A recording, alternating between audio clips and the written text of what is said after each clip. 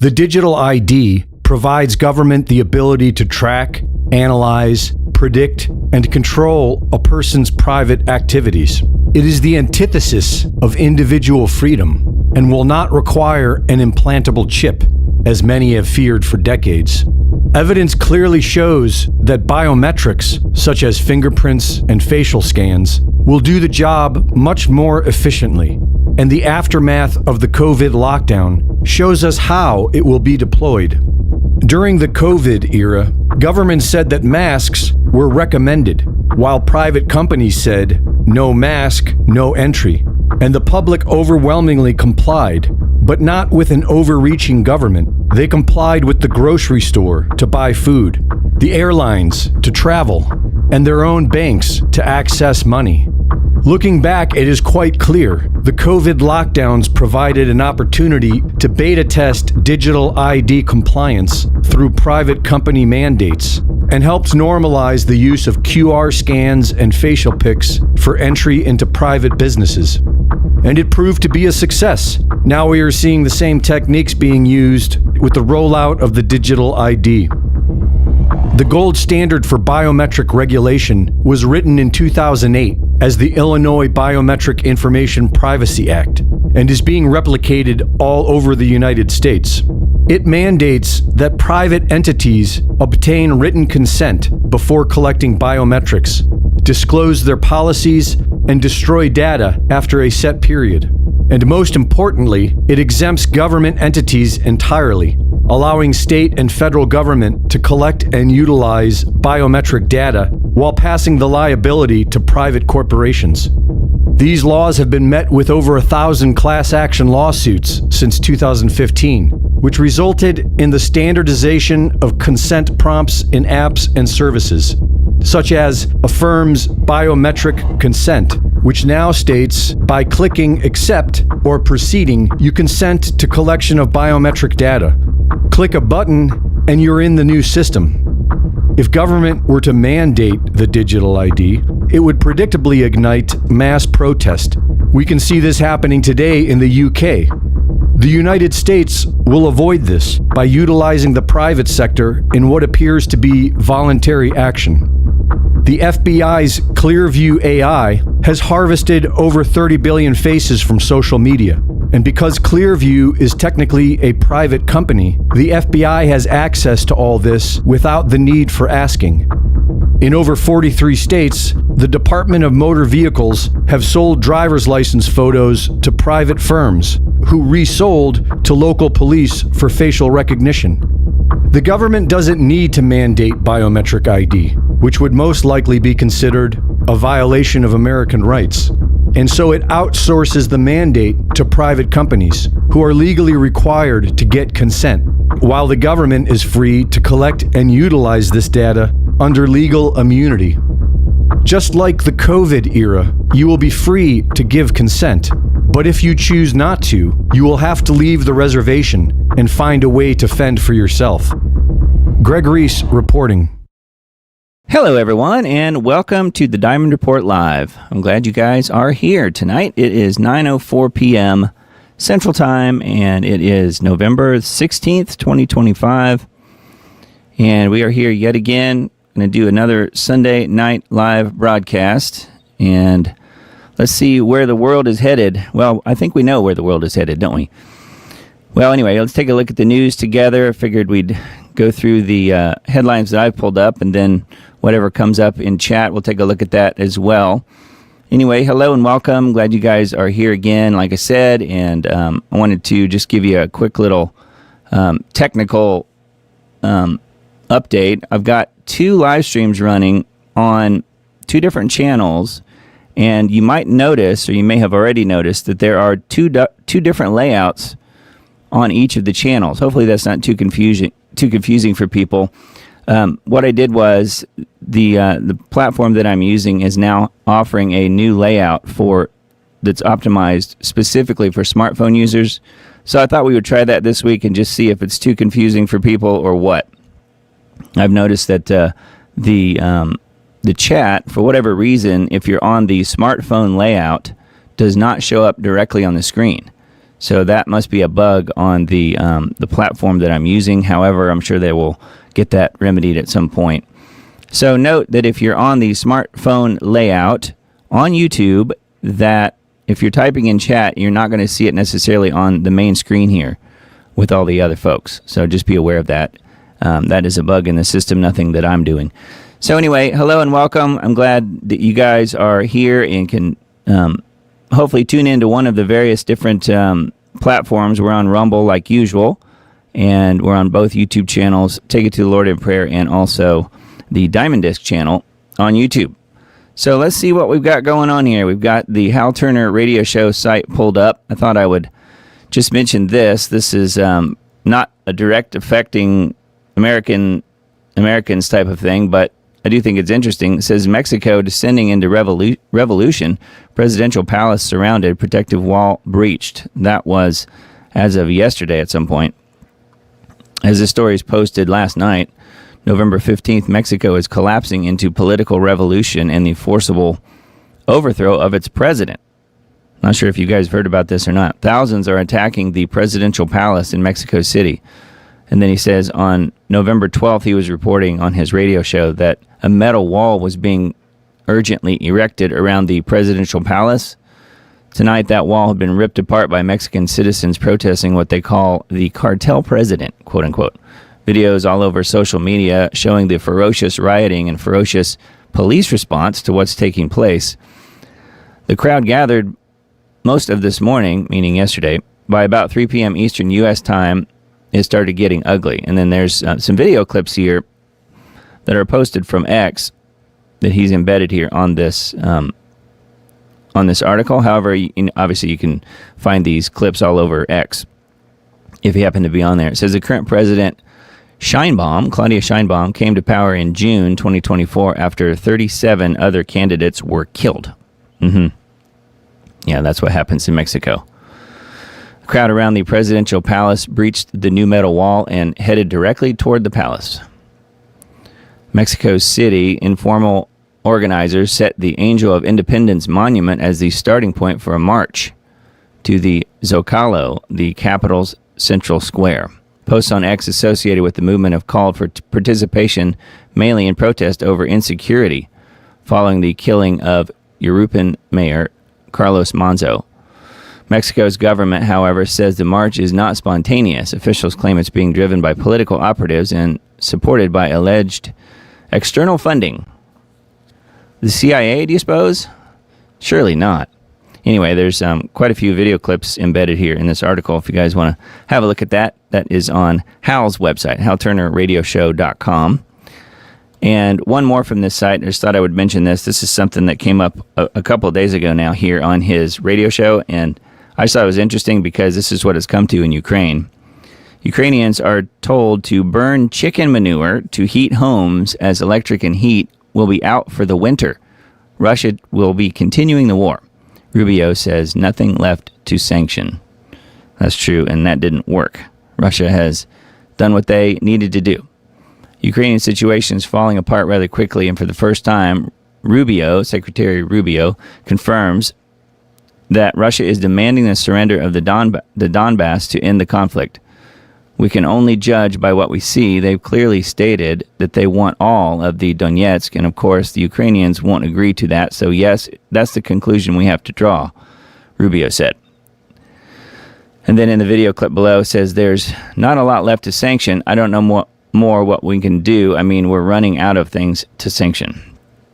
So yes, they are definitely doing that.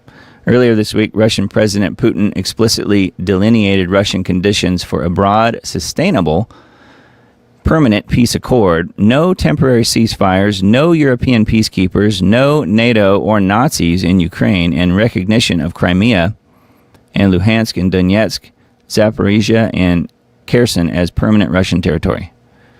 So, which, by the way, some of those territories have already voted to be part of Russia. So they want to be.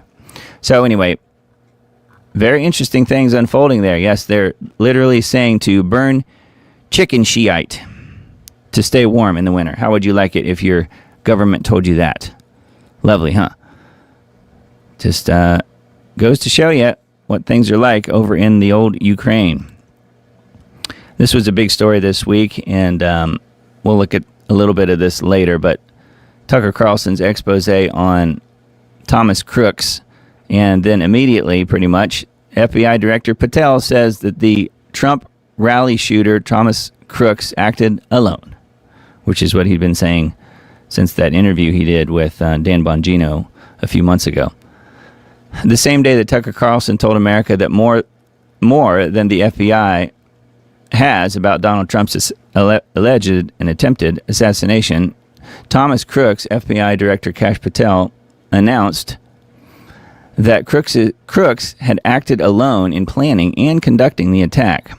Over 480 FBI employees were involved in the Thomas Crooks investigation. Employees conducted over 1,000 interviews, addressed over 2,000 public tips, and analyzed data extracted from 13 seized digital devices, reviewing nearly 500,000 digital files, collected, processed, and synchronized hundreds of hours of video footage, analyzed financial activity from 10 different accounts, and examined data associated with 25 social media and online forum accounts. The FBI's investigation into Thomas Crooks identified and examined over 20 online accounts, data extracted from over a dozen electronic devices, an examination of financial accounts, and over 1,000 interviews and 2,000 public tips. While Patel was seemingly responding to Tucker's claim that the government originally said Crooks had virtually no online footprint, that's not the point. If all of what Patel said is true, why don't we know any of it? Why did it take an anonymous tip to Tucker Carlson to provide the public with Crooks's public shift from a Trump supporter to Trump hater to failed assassin? The public has an interest in this and a right to know. So anyway, there's further information here, including the Who is Thomas Crooks full 34-minute mini documentary embedded here. I did watch that earlier today and thought it was pretty interesting and learned some things that I did not know, of course, because it had not been released. So yes, it's, I would say, pretty easy to say at this point that it was definitely a cover-up, and there's really no question about it. He had quite an online presence in many different social media platforms, and of course they were all scrubbed. So, not too surprising there. That's what the FBI does. Anyway, I just wanted to bring your attention to that. And yeah, and if you haven't seen the little mini doc here by Tucker and crew, it's certainly worth checking out. And we'll link to that in the Substack post. If you're not already signed up, you can do that using the QR code in the upper left-hand corner up there. But you can go to diamonddisc.substack.com as well and sign up for free, and you'll get all the links of the articles and things that I talk about tonight, if you're interested. All right, so that was a Zero Hedge article, and then we've got a few from needtoknow.news. Dems dump new Epstein files featuring Trump journalist Michael Wolff encouraged Epstein to blackmail Trump. How about that? The House Democrats Oversight Committee has released emails involving Ghislaine Maxwell and Jeffrey Epstein, including an email from Epstein himself, which says the President Trump has spent, quote, hours with a sex trafficking victim, and the Trump, quote, knew about the girls. This comes as House Democrats have threatened to release all documents relating to the Epstein case, which I think that's the whole point. That's what people want to see. The latest claim that Trump visited with one of Epstein's victims for several hours was debunked by the testimony of the victim herself, Virginia Giuffre, who, by the way, is no longer with us. James Lee broke a story that shows Epstein was tied to Israeli military intelligence agency, the Mossad, and that he plotted with journalist Michael Wolff to try to blackmail Trump during the 2016 presidential campaign. Epstein filmed everything, and the FBI took possession of the video evidence. This was never discussed, especially by the mainstream media. So have whatever opinion you want on Trump's involvement in all of this stuff, but the new supposed release here was a whole lot of nothing. It was basically a repackaging of what people already knew, and the victim that they're talking about was already public information. That is, of course, his relationship with Virginia Giuffre, and she, of course, went on the record multiple times saying Trump never touched her, and she never saw and witnessed him ever touching any other women. So who knows? I don't know what's true on that, but I'm just saying that the Democrats' attempt here has failed yet again. So anyway, need to know news articles that we have. Here's the second one. Texas ID will be linked to every Google search. New law requires age verification. Starting in January 2026, Texans, thought that was a red state. Not so much, maybe more purple. Texans will have to verify their identity or age just to access basic internet services under a new law, SB 2420. Echoing Australia's rule that now links ID to every Google search. Age verification is a gateway to total surveillance state with a mandatory digital ID. Texas has joined a multi-state crusade to enforce digital identification in America, marketed as ways to, quote, protect children. That's always their little thing they hide behind. The other states include Louisiana, Kentucky, and Florida, with Oklahoma conducting a related investigation. Parents are being eradicated, and their responsibilities are being relinquished to the government and to internet companies. Attorney General Ken Paxton's lawsuit accuses Roblox, the video game, of letting predators exploit children while misleading parents about safety. But Paxton's solution is not to focus on Roblox to repair the problem, but to implement a system to track and monitor people, punishing the innocent. So see, we've run into this many times before. It's called, things like the Patriot Act, where it's an overcorrection, which of course we know was a plan all along and was written well in advance of 9/11. However, this seems like they are definitely overstepping their bounds, trying to, quote, protect the kids, but of course it's going to punish the innocent. That's exactly what's going to happen. So we'll see if that actually goes through, but, obviously it's very possible if it has support in the Texas legislature. So that is not good. Something to keep an eye on, especially for you Texans out there. Secret government experiment to simulate a chemical attack in St. Louis exposed. U.S. Army now admits they sprayed a chemical that contained cadmium, a known carcinogen, on a St. Louis neighborhood to simulate a biological attack. Yes, we're not joking here. This was a while ago. There was no warning and no consent. A neighborhood of more than 10,000 people were sprayed in the 1950s and 1960s. Residents say that the chemicals were sprayed from nozzles on the back of flatbed trucks and from the tops of buildings. Authorities claim that people doing the spraying were maintenance workers. More than 30 tests were conducted across the U.S. and Canada using zinc cadmium sulfide. So this is information that I've known about for a while. And yeah, it was a long time ago, but the point is they will do all sorts of biological attack type of experiments on the population and not bother telling us about that, and in fact have been doing that for decades. It's called geoengineering. So I first learned about this whole thing in St. Louis happening because of an article that we had on geoengineeringwatch.org. So yes, of course, the government conducts secret experiments, biological attacks on their own citizens. They always have done. So it goes back many decades. And then this one, Nancy Pelosi to retire. Her net worth has surged, get this, 2,297% since first taking office 38 years ago. She's just that smart of an investor, that's all. Democrat Representative Nancy Pelosi, 85, recently announced that she will not seek re-election and will finally hang it up.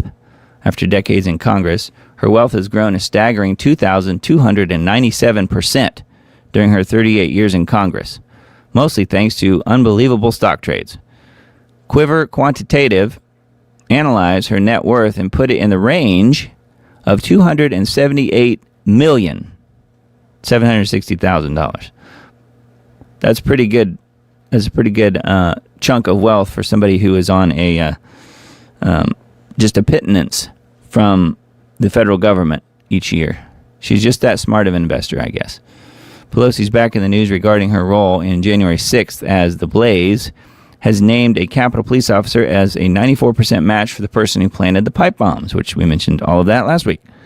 If you missed the show, we won't go back into that again, but yeah, how about that? Do you have a 2,297% increase in your earning wages? If you've worked 38 years, probably not. That's my guess. called insider trading. All right. Technocracy.news. Got top headlines here. Who really owns America? The banks, the billionaires, and the deep state. The concept of ownership is being redefined as renting for life. World Economic Forum let the cat out of the bag when it proclaimed that by 2030 you will own nothing. You is a condescending term. It's a condescending term that refers to everyone else but them. Yes. Somebody has to own the stuff that we will rent, but it won't be you. As real assets are being hoovered up around the world, middle-class ownership is being squeezed out like a tube of toothpaste. We are close to the point of inflection to roll over into an asset-based economy devoid of debt and private property. Yes, it's called the Great Reset. I think we are on the verge of it pretty soon. Or else it's a slow creep. Possibly. I don't know. Police state ICE is building a social media panopticon. So once again, taking a good idea and expanding it so that it punishes everyone. Just like the TSA manhandles all travelers to potentially catch a few terrorists, which, by the way, I have talked to some of the TSA people before. I always opt to do I haven't flown very much recently, but recently when I did would have been back in January. I talked to the TSA agents, and because they pull you aside when you don't want to walk through the cancer scanning, where you can get cancer. And I specifically always asked the person who did the pat down if they've ever caught anyone, and there was never an affirmative that they had ever caught anyone trying to do anything. So there you go. Says, so ICE is trolling all citizens in order to find a few deportees. This is wrong on so many levels and is an egregious assault on the First and Fourth Amendments, but nobody seems to care, especially in the government, since ICE works for and reports to the federal government. It feeds all data collected back to those agencies. Layered on top of fusion centers, which the DHS also runs, ICE is adding boots on the ground to the burgeoning police state.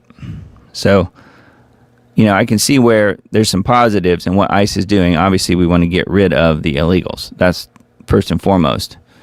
But punishing actual American citizens is not a good thing. I think most people would draw the line there. And then this is the other article on technocracy.news. ICE agents use new tech to identify and track people. So this is where we get into the punishment of the innocent. ICE agents are now able to surveil any American citizen without their knowledge or consent. The 9/11 crisis brought us the Patriot Act and the TSA, a privacy-sapping agency of Homeland Security created by a Republican administration. Yes, a rhino Republican administration. The immigration crisis has brought us ICE, another privacy-sapping agency of Homeland Security, which is morphing into a federal police force that supersedes local police. Waging war against illegals will never end, and hence, ICE has no exit plan to leave our streets ever. So I would say that the only part of this that they don't really mention is that how understaffed they are, and how, while what they're describing is very possible, right now the numbers are so small as far as the ICE agents to the actual illegals that I personally am not worried about this, although I could see where it could go bad really quickly if you have a situation where, if Trump's not in there or whoever, it can definitely be abused. So obviously we can watch and see what happens here, but they got to get rid of the illegals somehow, and obviously, that's a good supporting argument there for ICE as far as what they're doing. But yes, using new tech to identify and track everybody is not a good plan. So anyway, we will have to keep a sharp eye on that one. Here's a LifeZette article. Trump administration announces move to overhaul SNAP program after massive fraud revealed. This is something that we talked about the last couple of weeks, and I think this was something that I remember mentioning, and I have heard other people mention it as well, and that is to just basically do a reset on it. And that's what it sounds like they're going to try and do. Let's see. Trump administration plans to require every SNAP recipient to reapply for benefits following findings of widespread irregularities, I would put that in quotes, in enrollment records across multiple states. Agriculture Secretary Rollins outlined the changes in an interview with Newsmax, citing data that had identified deceased individuals. Sounds like some of the stuff Doge found. Deceased individuals and duplicate recipients receiving benefits in the program. He has on lots of illegals. According to Rollins, an initial review last week found 500,000 duplicate cases and 5,000 deceased individuals listed as beneficiaries across 29 states. Updated figures provided this week shows 186,000 deceased people still listed in SNAP records. So 186,000 dead people were receiving SNAP benefits. The money was going somewhere. Family and friends, I guess. Rollins said those findings reflect only the states that complied with the federal data requests, noting that several large states were not even included in the review. I think there was a couple of states, a couple of the blue states, sued for even asking the question. Rollins told Newsmax 186,000 deceased men and women and children in this country are receiving a check. Now, that is what we're really going to start clamping down on. And here's the really stunning thing. That's just data from 29, which are mostly red states. She said the administration intends to rebuild SNAP's enrollment process to ensure that all recipients verify eligibility. It's going to give us a platform and a trajectory to fundamentally rebuild this program, have everyone reapply for the benefit, make sure that everyone is taking a taxpayer-funded benefit through SNAP or food stamps, that they literally are vulnerable and they can't survive without it. Yeah, a lot of people that are on it, illegals or not, just refuse to work. I've seen videos of people saying that they're allergic to work, and that's why they're on it, and they're getting thousands of dollars every month. That is the kind of stuff that needs to be stopped. Rollins added that Trump directed the department to prioritize the review. The president has made this a priority. We will fix the program, she said. So, this is me holding my breath. Yes. Federal authorities have made more than 120 arrests related to SNAP fraud since the review began. So it sounds like they're trying to do something. So I guess that's good. But anyway, SNAP fraud. Yes, there is quite a bit of additional information on this site. And then it's called LifeZet. I think it's part of the Revolver.news website family. That's where I found the link for that. But anyway, yeah, hopefully they're going to actually do something. They should just shut the whole thing down and start over. Okay, this one is a Substack post, but something worth mentioning because I don't know how much this is being reported in the U.S. Danish cows sickened by mandated methane inhibitor. Yes, that is a Bill Gates program, by the way. Mastitis and death reported from synthetic feed additive ordered by the government. So this is the Danish cows, but obviously they have this planned for cows all over the world because of the, quote, methane problem, which, of course, is a joke. Why don't they stop the geoengineering and leave the cows alone? That's what I say. Americans may chuckle when they remember AOC in her call to eradicate cow flatulence as part of her utopian Green New Deal, but the globalists weren't kidding. Mandates for the chemical feed additive Bovaer, Bovaer, took effect on October 1st in Denmark. Farmers there face fines if they do not add Bovaer to their cow feed, but many are reporting declining milk production, mastitis, which is bacterial infection, and even the need to euthanize cows downed by the chemical cure, quote-unquote, cure for climate change, a bovine dystopia. So they started, this is my opinion, but they started in Denmark because it is possibly the world's leading producer of milk. I mean, if not the number one, it's certainly very high up in the list. And getting them to have to euthanize their cows, just like ostriches being euthanized in Canada, is something that the globalists would want, isn't it? So yes, a bovine dystopia, and, quote, safe and effective, and how cows are the victims. So further information about Bovaer, I guess that's how you say it, Bovaer, Bovaer or Bovaer. So again, probably coming to a farm near you at some point, although at this moment tends to be in Europe. But yes, it's making cows very, very sick. And I wonder why. It's not like it was thought up by Bill Gates and company. Yeah. All right. So this is the Revolver article about this deal with Thomas Crooks. Tucker says Biden and Trump's FBI don't want you to know about Thomas Crooks. And why is that? Yes, well, it's because they have a pretty good cover-up going on right now. They don't want you to spoil it. I think Tucker may have just spoiled it for them. Something about the Thomas Crooks story has never added up, and Tucker just dropped a bomb. According to Tucker, both the Biden administration and the Trump's FBI don't want you knowing about anything about the man who tried to assassinate Trump in Butler, PA. So, further information here. I'm trying to see if there was anything new versus the article we mentioned earlier. Doesn't look like it, but again, there's some embedded videos, and this is the Revolver News slant on the whole thing with Thomas Crooks and the information that has been hidden from us all by the FBI. Your wonderful, benevolent U.S. government. And I came across this one. This is more, I think, tyranny happening in Texas. So again, if you have friends in Texas or live there yourself, need to be aware of this stuff. Texas sheriff arrests a vet for a political meme and then sets up a hotline to report more. Okay? Yes, this is actually happening. And this is not in the UK. This is in Texas. Texas is supposed to be the last place on earth where someone gets hauled off in handcuffs over a meme, right? Yet, here we are. A military veteran in Hood County was just arrested for posting a satirical meme online.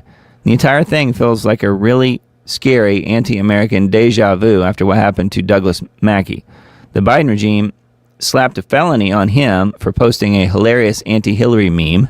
Thankfully, a unanimous appeals court tossed out the conviction. The message was clear, though.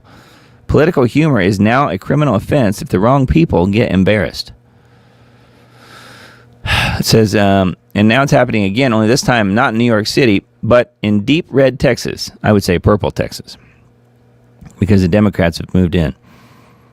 And to make this whole thing even more ridiculous, Hood County has now launched something straight out of a bad dystopian comedy, a meme hotline, where residents can call the sheriff's office to report each other for posting jokes online. Yes, a hotline for memes. And then this girl, Cambry, is talking about basically what I'm reading about here. Serious, Texas, what the H are you doing? It's what's happening in Hood County isn't law enforcement. It's a left-wing style weaponization of political speech. And now it's being criminalized at the local level. And in fact, that it's happening, the fact that it's happening in a conservative state should terrify everyone, even more than the Mackey case did. So what exactly did Hood County decide was worth slapping the cuffs on a veteran for? Here's the part that has everyone stunned.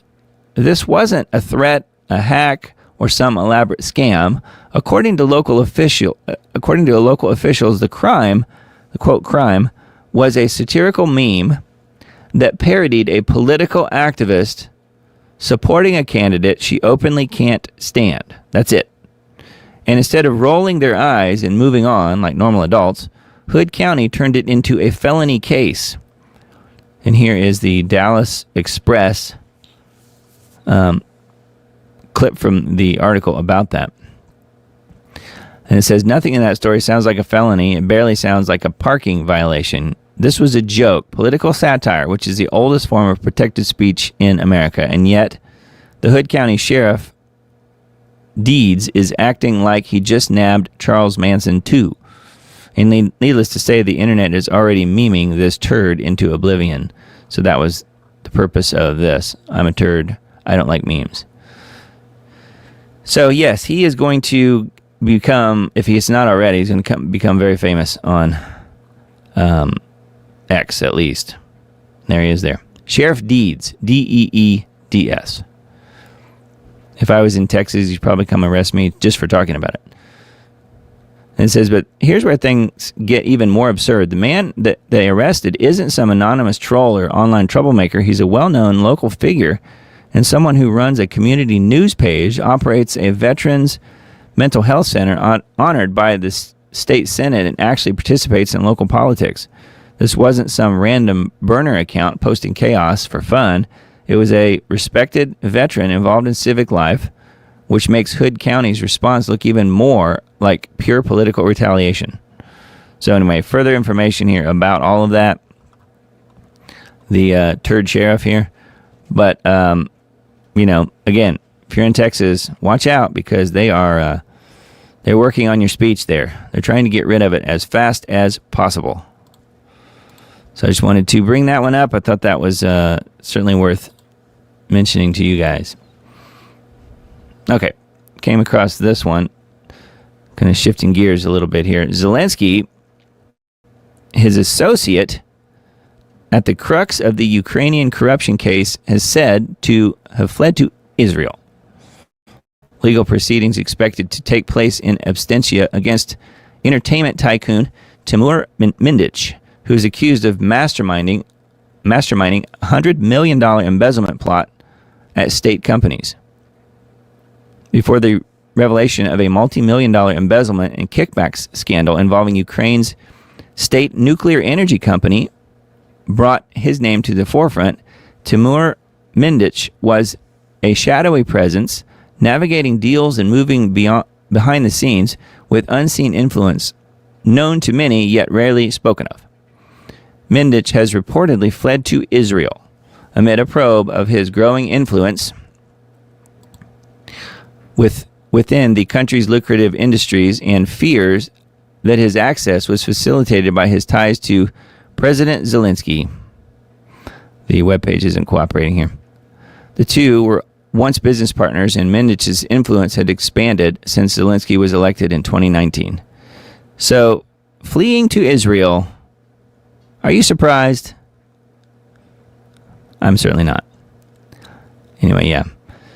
Further information on this article, that is a timesofisrael.com article. Wow. Senator Fetterman is back home after hospitalization. You guys hear about this?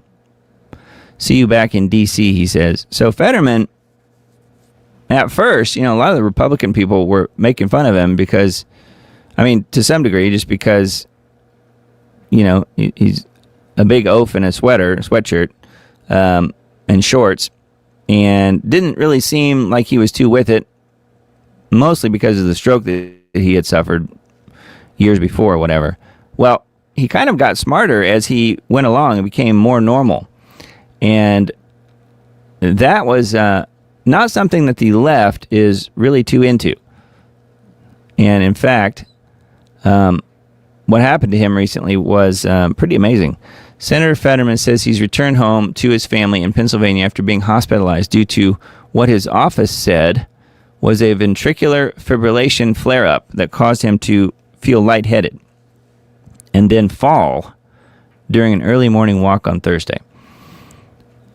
Fetterman, Democrat, Pennsylvania, posted a picture Saturday on X that showed the after effects to his nose and forehead, saying 20 stitches later in a full recovery, I'm back home with his wife, Giselle, and their children. So look at him. He did kind of have a very humorous other thing that he said here. I guess it wasn't in this tweet, but in one of the other tweets right after this, said that if you thought his face was bad before, you should see it now. Something to that effect. Pretty funny. The smiling Fetterman has also said that he was grateful to the medical team at Pittsburgh, put me back together, quote unquote. So what's crazy, though, is, and I don't know if this article goes into it, I guess it doesn't, was because he has been talking so much more like a conservative lately, which the Democrats, that's like their arch rival, arch nemesis, is any sort of conservative talk. You can't have that, right? Because he's been doing that lately and acting fairly sensible about things, a lot of the responses on his Twitter were that they wished that he had been killed and wished that he'd had a stroke, and just your typical, Charlie Kirk type of responses that you might expect, except they're burning their own guy here. So that was pretty crazy and not really surprising to me at all. So anyway, pretty wild. All right, this is one of the pages that wouldn't load a minute ago. So let's look at this one. This one is on a site called cyphernews.com. The red meat allergy claims its first victim. You thought we were joking when we mentioned this months ago. Nope. One tick bite just made red meat deadly. I know you're worried. The timing is not subtle. Nature and ideology are pointing to the same target. Briefing, says Grant here, a 47-year-old pilot from New Jersey just became the first confirmed death from a red meat allergy. Yep. It turns out a hamburger and a tiny little tick bite can prove fatal. Let's break it down. And yeah, there's no biolabs involved in this whatsoever. Not at all. Researchers at the University of Virginia School of Medicine confirmed the first known death from alpha-gal syndrome, the strange and increasingly common allergy to red meat that starts with a tick bite. So, sounds very familiar, doesn't it? Alpha-gal syndrome.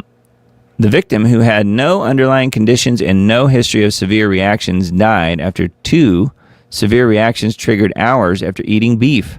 For months, the cause of death was a complete mystery until UVA scientists tested his blood and pieced together what happened.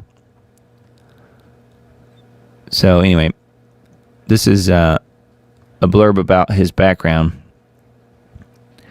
His wife told researchers that he had no gastrointestinal symptoms when she left their home around 7 p.m., according to the article. The man then became very ill and went to the bathroom about 7:20. Shortly after, the couple's son found his father unconscious on the floor in the bathroom with vomit all around him and called 911. The article states, resuscitation efforts from the couple's son and paramedics failed. The man was declared dead at the hospital by 10:22. Wow.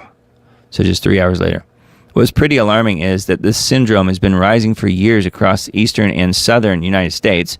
More than 110,000 suspected cases have been logged since 2010, and experts say the true number may actually be 4 times higher. Lone Star ticks are spreading fast thanks to exploding deer populations, and their bites can sensitize people to a molecule found in beef, pork, and lamb. Hours after eating red meat, victims can suffer hives, stomach pain, or full anaphylaxis. Alpha-gal is a sugar molecule found in most mammals, including cows, pigs, and sheep, but not in humans. So you can see how this tick-borne disease has been weaponized, yet again, by biolabs, by people like, if not, including Bill Gates. If not him, then certainly people with his mentality. Let's call it that. Most of the time, people can learn the pattern early and just simply avoid meat, but unfortunately, this case was different. The reaction hit so fast and was lethal, and sadly, neither this man nor his family made the connection in time. That's what makes this story so unsettling. An insect bite can flip a switch in your immune system and turn a meal into a deadly encounter. What also makes this story even harder to ignore is the timing. While researchers are confirming the first known death caused by a red meat allergy, the academic world has been flirting with the ideas of limiting human consumption of meat in a way that sounds like they had just ripped this idea from a dystopian novel, which, of course, that's the whole idea. They want us to eat bugs, right? Not red meat, not any kind of meat, well, except for bug protein. Fairly recently, the World Economic Forum linked bioethicists floated the idea of genetically engineering humans to become allergic to meat in order to force a global dietary shift. There you go.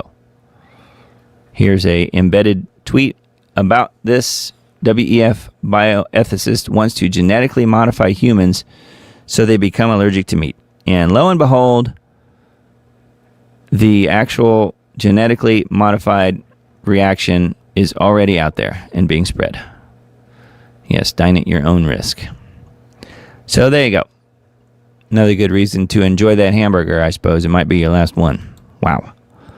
Okay, this is another one that I wanted to show you guys that wouldn't load a minute ago, but now it is. This is a yet another murder on a college campus. And my point really in showing you this is that college campuses are becoming even more dangerous than they already were. So this is a kind of a strange one, and no one really seems to know why this guy was killed. College football coach John Beam from Last Chance U has died after being shot. There he is here. Apparently he was a really well-known coach. Oakland celebrated former football coach John Beam, who was featured in the Netflix series Last Chance U, that showcased his success with players that others would not gamble on, died on Friday after being shot on the college campus where he worked. Police arrested 27-year-old suspect on Friday. Authorities said that he knew the 66-year-old coach and was targeted. It was a targeted attack. So how about that? The shooting at Laney College rattled Oakland, with scores holding a vigil outside the hospital before he died. He was remembered as someone who would help anyone. Sorry about all the ads here. Mayor Barbara Lee described Beam as a giant in the city who mentored thousands of young people, including her own nephew, and gave Oakland's youth their best chance at success. For over 40 years, he has shaped leaders on and off the football field, and our community is shaken alongside his family. So then it talks about the suspect's brother, who was talking about the suspect, and they just can't believe that it was their relative that could possibly do this. But like it says, I hope it isn't him. The Cedric that I knew wasn't capable of murder, but the way things have been going, I honestly don't know. So they're talking about how he had changed his demeanor, I guess, over the last few months or years. So anyways, no one seems to really know exactly what this murder was about. I do think it's kind of odd, though, that it was another targeted type of killing, and another person who was pretty well known. Again, this guy had been featured in a Netflix series.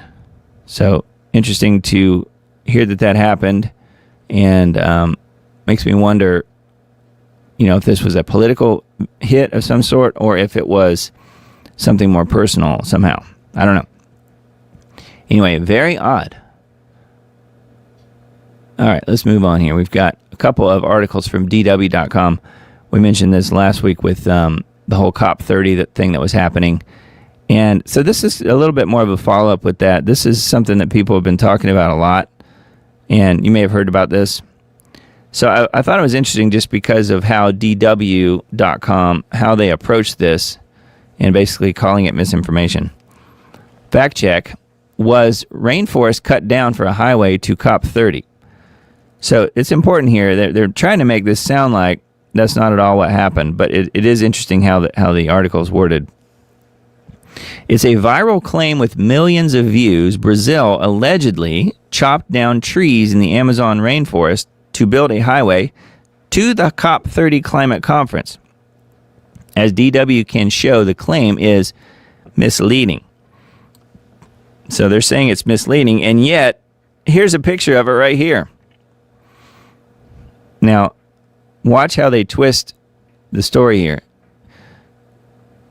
World leaders and policymakers and environmentalists are currently gathering in Belém, Brazil, to discuss climate change. But every year, the World Climate Conference, or COP, also sparks criticism as thousands of attendees travel from around the world to be there.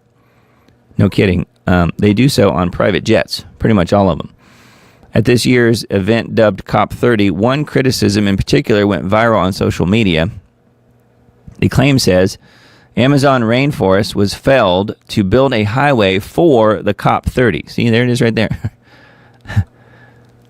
And then their fact check by DW, this website, again, mainstream media, quote, misleading. They're not saying it's wrong. They're just saying it's misleading. This claim has already been circulating for 8 months, but is currently regaining momentum while the conference is on. Some social media posts with this claim are getting more than 1 million views. According to most prominent figures sharing the claim, that U.S. President Donald Trump, who wrote on his own social media platform, Truth Social, quote, they ripped the H out of the rainforest in Brazil to build a 4-lane highway for environmentalists to travel, it's become a big scandal. They're calling what he said basically fake news. When That's not exactly what happened. Conservative commentators like Chris Kenny of Sky News Australia have used the highway to criticize alarmism and moral panic about climate change in the UN. But the reality behind these viral claims is more complex than the posts on social media make out. So again, misleading. They ripped the H out of the rainforest in Brazil to build a 4-lane highway for environmentalists to travel. It's become a big scandal. Now, here's where it's, I think, really funny. Yes, it is true. Parts of the rainforest were felled to build a 4-lane highway, approximately 13.2 kilometers long, close to Belém. The highway is called Avenida Liberdade, but according to local officials, this was not done just for COP30. Does anyone really think that? Plans for construction of a highway here date back to 2012, long before Belém was chosen to host this year's conference. However, other media have reported the highways linked to this year's conference. So they're saying here, yes, we did fell the trees. We did destroy all of the Amazon rainforest to build this highway. The only difference is we didn't do it specifically for the COP30 conference. It's just that they decided to have the conference there too. The plans were already underway. That is their fine line that they're drawing here, saying that, oh, it's not true. Well, clearly it is true. They're still using the road to get to COP30. Whether or not the road was built for COP30 doesn't really matter. That's what's being reported, and it is basically true, even though the road was being built ahead of time. I just thought it was pretty crazy that they're trying to say, oh, no, that's not why it was being built. Well, that's partially true, but you can say that the road was being used for the COP30 folks, so yes, it was being built for the same reason. Anyway, it's kind of a vicious circle here. Route of the new highway near Belém. Rainforest is protected but not untouched. Satellite images of the construction start compared to 1 month prior to COP30. So this was the construction as of June 2024 and then October 5th. So it sounds to me like they accelerated the plans to get the road done once they announced that they were going to have the climate conference here. But anyways, the mainstream media is trying to say, no, that's not at all what happened, when that is what happened. They admit in this article that, yes, it was basically torn down. Anyway, so this is another article on the same site, DW.com. Brazil's indigenous answer to climate crisis. Indigenous people around the world are vital to protecting forests, yet are often shut out of climate policy decisions. At COP30, they hope world leaders will finally respond to their concerns. Do you think they will? Are they multi-billionaires? If the answer is no, then they're not going to be paid attention to. Plain and simple. Anyway, but sure, it makes the rich folks seem like they're so caring. Yes. Anyway, so that was kind of strange.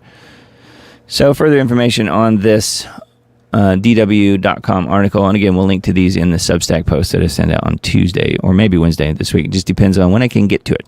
All right, information and liberation. Got a couple new articles here. Israel seeks 20-year military aid deal with U.S. as American support for Jewish state collapses.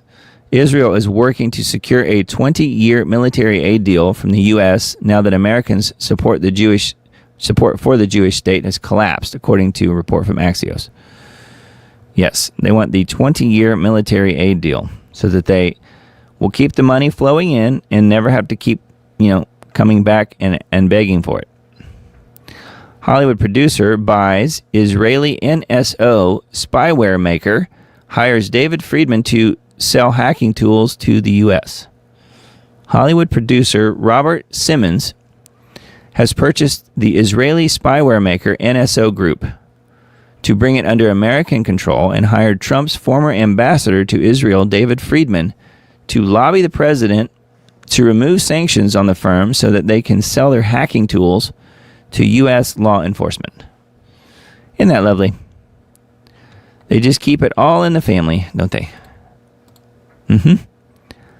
So wonderful. All right, those are information liberation articles. Let's see, I didn't pull up anything specifically from RT this time, I don't think. Forbidden Knowledge TV. Another ICE article, ICE agents could be assassinated if sanctuary city insurrections allowed to continue. COVID lockdown model for digital ID deployment. That was the video from Greg Reese that we started the show with tonight. Let's see here. Another Thomas Crooks article here because of the video from Tucker. And this is something I'm hoping will gain some traction. Saving Tina Peters. Take action to save Tina Peters in coming national emergency. Tina Peters, 70, is a cancer survivor whose Navy SEAL son was killed in a parachuting accident in 2017. She's the former Mesa County clerk in Colorado. She's the one that's wrongfully been imprisoned here in Colorado. So we'll do a little bit more of an update on her in just a little bit. Turns out the jail she's in is being underheated. Let's just put it that way. Not good. All right, I came across this too. Elon declares the beast system terminator hellscape is the only way to eliminate poverty. And this is a short clip. Let me go ahead and share this, though, so you can hear the audio. But you can see that Elon Musk tweeted this. When was it? Earlier today. Optimus, about the robots, Optimus will eliminate poverty and provide universal high income for all. Yeah. Do you believe that? I don't think I believe that. All right, let me unshare and then reshare the correct tab so that you guys can hear it. Okay, so this is the tab, and let's play this. It's only a 40-second clip, but something worth reading and watching here. Elon, Optimus will ultimately be better than the best human surgeon. So here's what he says here, and that's what the text is that we're looking at. You know, people often talk about eliminating poverty, giving everyone amazing medical care. Well, there's actually only one way to do that, and that's with the Optimus robot. With humanoid robots, you can actually give everyone amazing medical care. Optimus will ultimately be better than the best human surgeon, with a level of precision that is beyond human. So I think that's a pretty wild concept to say, okay, if you know, people always talked about eliminating poverty, but actually Optimus will actually eliminate poverty. Optimus will actually give people incredible medical care. So there you go. There was the clip. And just looking at the text above it here, people often talk about eliminating poverty and giving everyone amazing medical care. Well, there's actually only one way to do that, and that's with the Optimus robot. With humanoid robots, you can actually give everyone amazing medical care. So first of all, do you believe any of this stuff? I don't. Optimus will ultimately be better than the best human surgeon with a level of precision that is beyond human. People always talked about eliminating poverty, but Optimus will actually eliminate poverty. And how is that? Making everyone rich, but if everyone has one, how can that be possible? It's not how things work. So, I don't know. I think that one is pretty strange, and but, you know, obviously he's the founder here of the Optimus robot, and of course he has a lot at stake. So, yeah. Elon does it again. So the headline with that is this one here on Daily Crow. Elon declares the beast system terminator hellscape as the only way to eliminate poverty. So I saw that and thought, man, that's not good. Not good. But yeah, he has the brain-computer interface and all kinds of stuff, doesn't he? So not good news, but I just thought it was worth mentioning just because I don't think Optimus, the robot, is going to help people get out of poverty. I mean, how can you afford one anyway? Very strange. All right, Wise Wolf Media on Substack. Just some of the top, most recent headlines here. I didn't have any specific ones pulled up, but we usually do look at their Substack each week because they have some really good ones. Tactical Jesus on resistance to evil by force. An essay on armed civil disobedience in an era of unprecedented evil. That's the top, most recent article. The real reasons you should prepare. 18 steps to emergency preparedness for Christians. So that would be interesting. Why Christianity Christianity gets attacked more than any other faith. And then, let's see. You are what you eat, black magic, shape-shifting, and fallen angels. So, very strange. There's some, a few other articles on here that's probably worth a look. We looked at one of these last week. I think it was this one. Silicon Valley is building a cybernetic whore of Babylon, and no one seems to care. We looked at that one last week, but you can see they put out new articles very often on here. Weiss Wolf Media on Substack. Daily Skeptic. Britain's police state unmasked. The shocking numbers clapped in handcuffs over offensive social media posts. Yes, well, they are starting to do that now in Texas, right? According to what we just read earlier. So this is just more about what we already know, what's happening in the UK. Submitted Freedom of Information requests to Britain's police forces, asking how many arrests they had made for, quote, offensive social media posts. The numbers are alarmingly high, over 30 a day in 2023 and only slightly less in 2024. Figures obtained by the Daily Mail show that some forces are making arrests for offensive social media posts at extremely concerning rates. It says Cumbria Constabulary had a nation's highest arrest rate of 42.5 per 100,000 population. So that's 217 arrests in 2024. 20 times higher than Staffordshire's police low rate, their low rate of 21 arrests. Wow. Gwent police came in second with a rate of about 204 arrests. The crime of sending grossly offensive messages or sharing content of an indecent, obscene, or menacing character on electronic communications networks is punishable by up to 2 years imprisonment or an unlimited fine. Unlimited fine.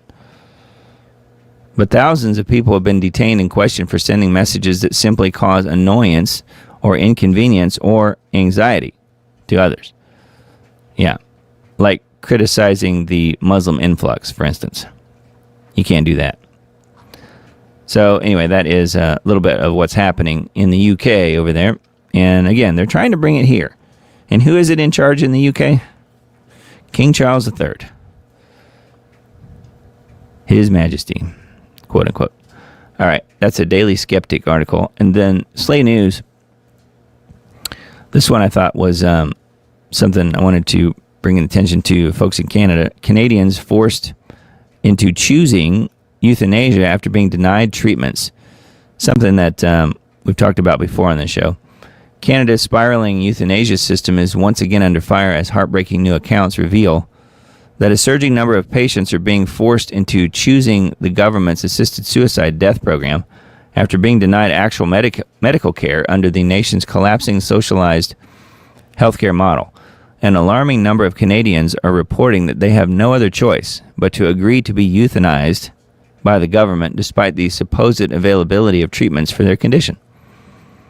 As Slay News reported previously, the government's MAID program, Medical Assistance in Dying, MAID, is now saving tens of millions of dollars a year, by killing people.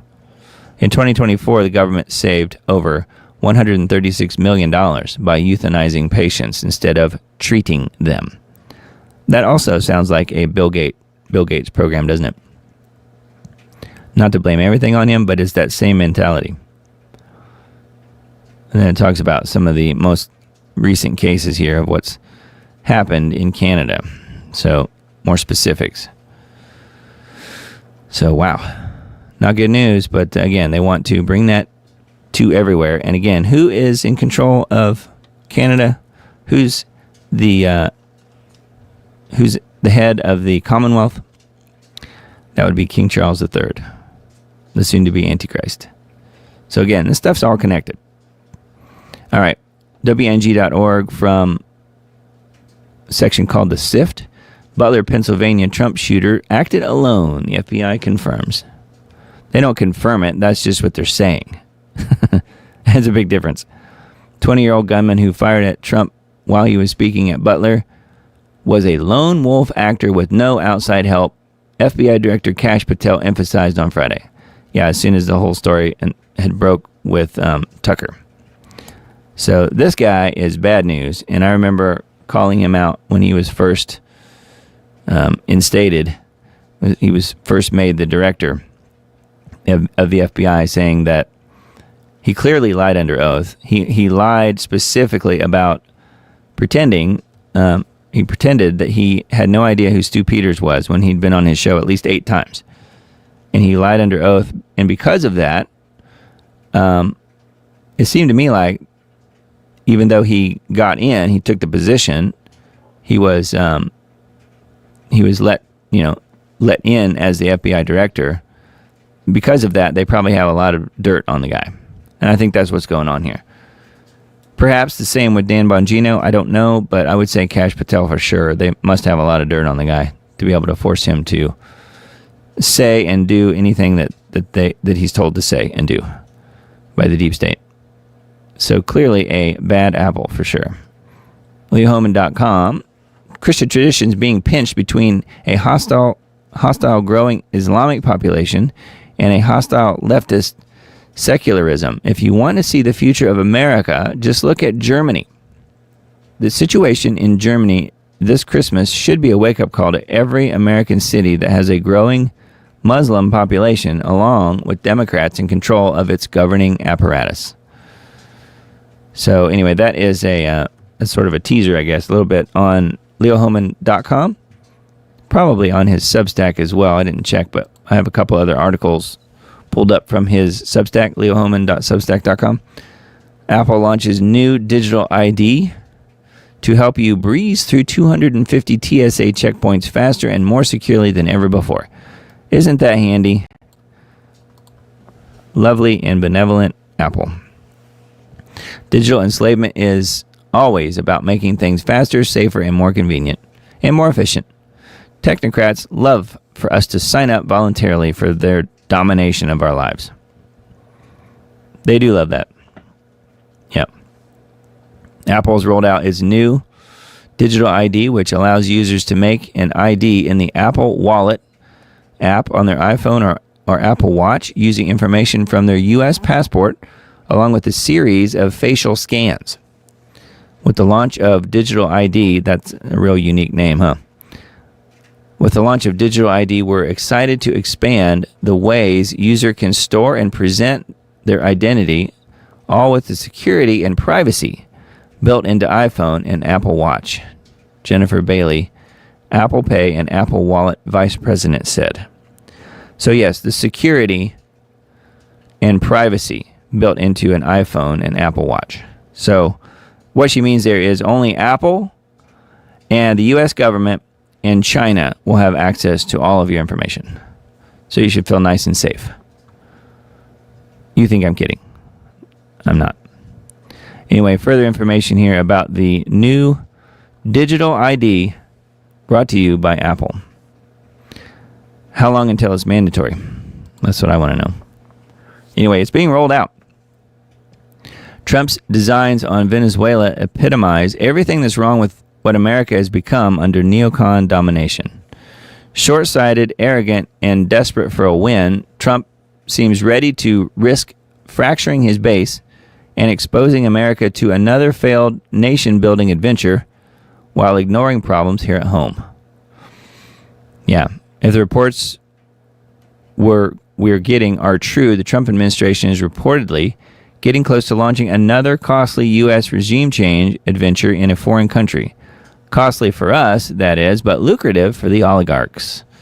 At a time when America has no shortage of deeply rooted problems that are in desperate need of attention, Trump continues to focus its eyes on gobbling up foreign resource wealth and settling old scores with foreign leaders that he doesn't like. A Reuters poll released this week shows that only 21% of Americans support the removal of Venezuelan dictator Maduro by the U.S. military. Just 29% support the attacks on alleged narco-terrorist speedboats in international waters. And again, I would go back to, that's what we're told that we're seeing. What are we actually seeing? Is that true or not? We don't know, and we have no way of verifying any of it. That's just what we're told. And the U.S. government is so honest. Anyway, it goes on here. This is Leo Hohmann Substack article, and then one more from his Substack this week. Trump says America doesn't have the talent to staff nations' factories. Laura Ingram's interview with the president draws out the real Trump, the man behind the facade of America First. Yeah, it did kind of leak out. Don't you know that they will be using that against him in the next campaigns, whenever that is, as soon as possible, I'm sure. During the interview with Fox News that aired on Tuesday, the Tuesday broadcast of the Ingram Angle, President Trump said bringing in large numbers of foreign workers under the H-1B visa program will harm the wages of American workers, but you also do have to bring talent. Host Laura Ingram pushed back. She said that if the H-1B visa would not be a big priority for Trump's administration, because if you want to raise wages for American workers, you can't flood the country with tens of thousands or hundreds of thousands of foreign workers. That's where it got interesting. Hats off to Ingram for asking a simple follow-up question, which is something you don't often see anymore amongst mainstream journalists. I would just stop there for a second and say, I noticed that a long time ago, really, but especially with the Biden administration, they would ask him a question or ask someone in the administration a question and never a follow-up question. So then, therefore, whatever they say stands, and then they just move on. Well, anyways, it is a lost art. They have abandoned the hard-nosed follow-up that often cuts to the core of the issue. Trump responded, I agree, but you also have to bring the talent. Ingram cut in with another follow-up to correct Trump, saying, well, we have plenty of talented people here, and Trump responded, no, you don't. Ingram cut in again, saying, we don't have talented people here? Fast forward to about the 4-minute mark here in the video to hear the president's astonishing comments, and he did say it. I heard him as well. And maybe you guys heard this video. I won't bother playing it because I have to cue it up differently and stuff, but take my word for it. No, it is there. It's embedded on this Leo Hohmann Substack article that we'll link to in the Substack post that I send out as well, but you can find it pretty easily. You just look it up on X if you want, or even YouTube. All right. Yes. So Trump says that we have, as a nation, do not have the talent. Okay. Whatever he says. And then natural news, just a few of the top articles here. China moves strategically to bail out Maduro and Venezuela, ignoring U.S. sanctions. So China getting involved down there. And then global complicity in Gaza genocide, 25 nations fuel Israel's war machine. Yep. And then Russia escalates drone and missile assault on Ukraine. That's something that Hal Turner reported on earlier in the week as well. China issues military warning to Japan over Taiwan intervention. So just a few of the top headlines on naturalnews.com. All right, and then the Wine Press got 3 articles pulled up from their Substack this week. Texas and California mandate digital ID to access all apps by 2026 as Apple introduces digital ID to travel inside the United States. With the launch of digital ID, we're excited to expand the ways users can store and present their identity, something I just mentioned, all with the security and privacy built into the iPhone and the Apple Watch. I know you feel protected, don't you? Yes, what a joke this is. Anyway, yeah, while the digital ID rollout overseas has grabbed attention online, the United States is quietly rolling out digital ID verification that is set to take place next year thanks to legislation passed by California and Texas. In October, Gavin Newsom signed a bill that forces device makers such as Apple, Microsoft, and Google to require users to verify their age to access certain online content. So there you go. That's where it starts. We got to protect the kids, like we said earlier. That is how tyranny starts, isn't it? Yep. And I think it helps to prove that we are definitely in the end times, because this is going the digital direction here very, very quickly. California's been gearing up for digital ID wallets since 2023. Gruesome promised at the time, know this, in just a matter of months, we're finally going to have those digital wallets where you can get your driver's license on a digital wallet, and we're going to do it like no other state has done it. There's only a few that have, but there's issues. Ours, we think, will be next level, so we're excited about what the DMV can look like. That is a Gavin Gruesome quote. Meanwhile, Texas passed a similar law, but is even more restrictive than California's. Starting January 1st next year, Texas will force users to provide legal identity to simply download an app. Any app, in fact, even if it's G-rated, from weather to sports to news or a simple calculator or a calendar. Everything will be affected. This is going bad really fast, isn't it?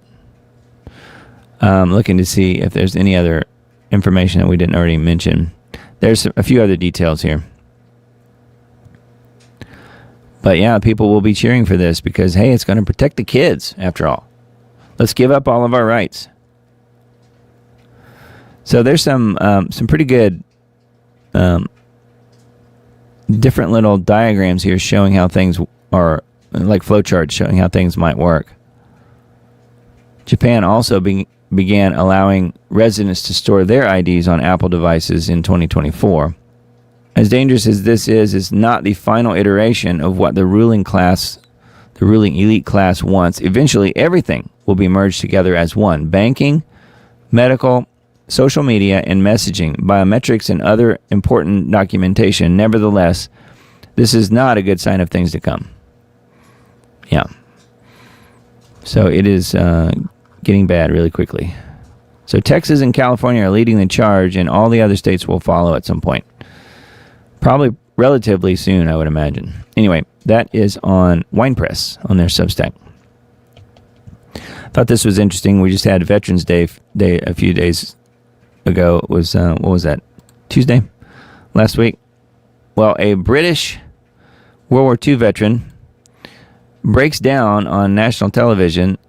The sacrifice was not worth the result. It is a downside worse than what it was when I fought for it. What we fought for and what we fought for was our freedom. We find that even now is downside worse than what I thought when we fought for it. Well, you get the gist. You get the idea. And I can't say I disagree. 100-year-old World War II veteran Alec Penstone, who was part of the D-Day invasion, was recently a guest on United Kingdom's Good Morning Britain to celebrate Remembrance Day, sometimes referred to as Poppy Day, to honor British veterans who sacrificed their lives in battle, but the hosts didn't get the response they were looking for. The gentleman, Mr. Penstone, was very humble after being introduced, saying, "Very nice to meet you and all. I cannot see anything that I've done specially that wouldn't have been done by other people of my generation. I'm just one of the lucky ones. I'm still alive." Very humble, very honorable. After recounting some of his war stories and stories of his father, who served in World War I, one of the hosts asked him, "What does Remembrance Sunday mean for you? What is your message?" He replied, "My message is, I can see in my mind's eye those rows and rows of white stones of all the hundreds of my friends and everybody else that gave their lives. For what? The country of today? No, I'm sorry. The sacrifice wasn't worth the result that it is now." This, of course, was not the reply she was expecting, and in a patronizing tone replied, "Oh, well, I'm sorry." The male host stepped in and asked Penstone to clarify.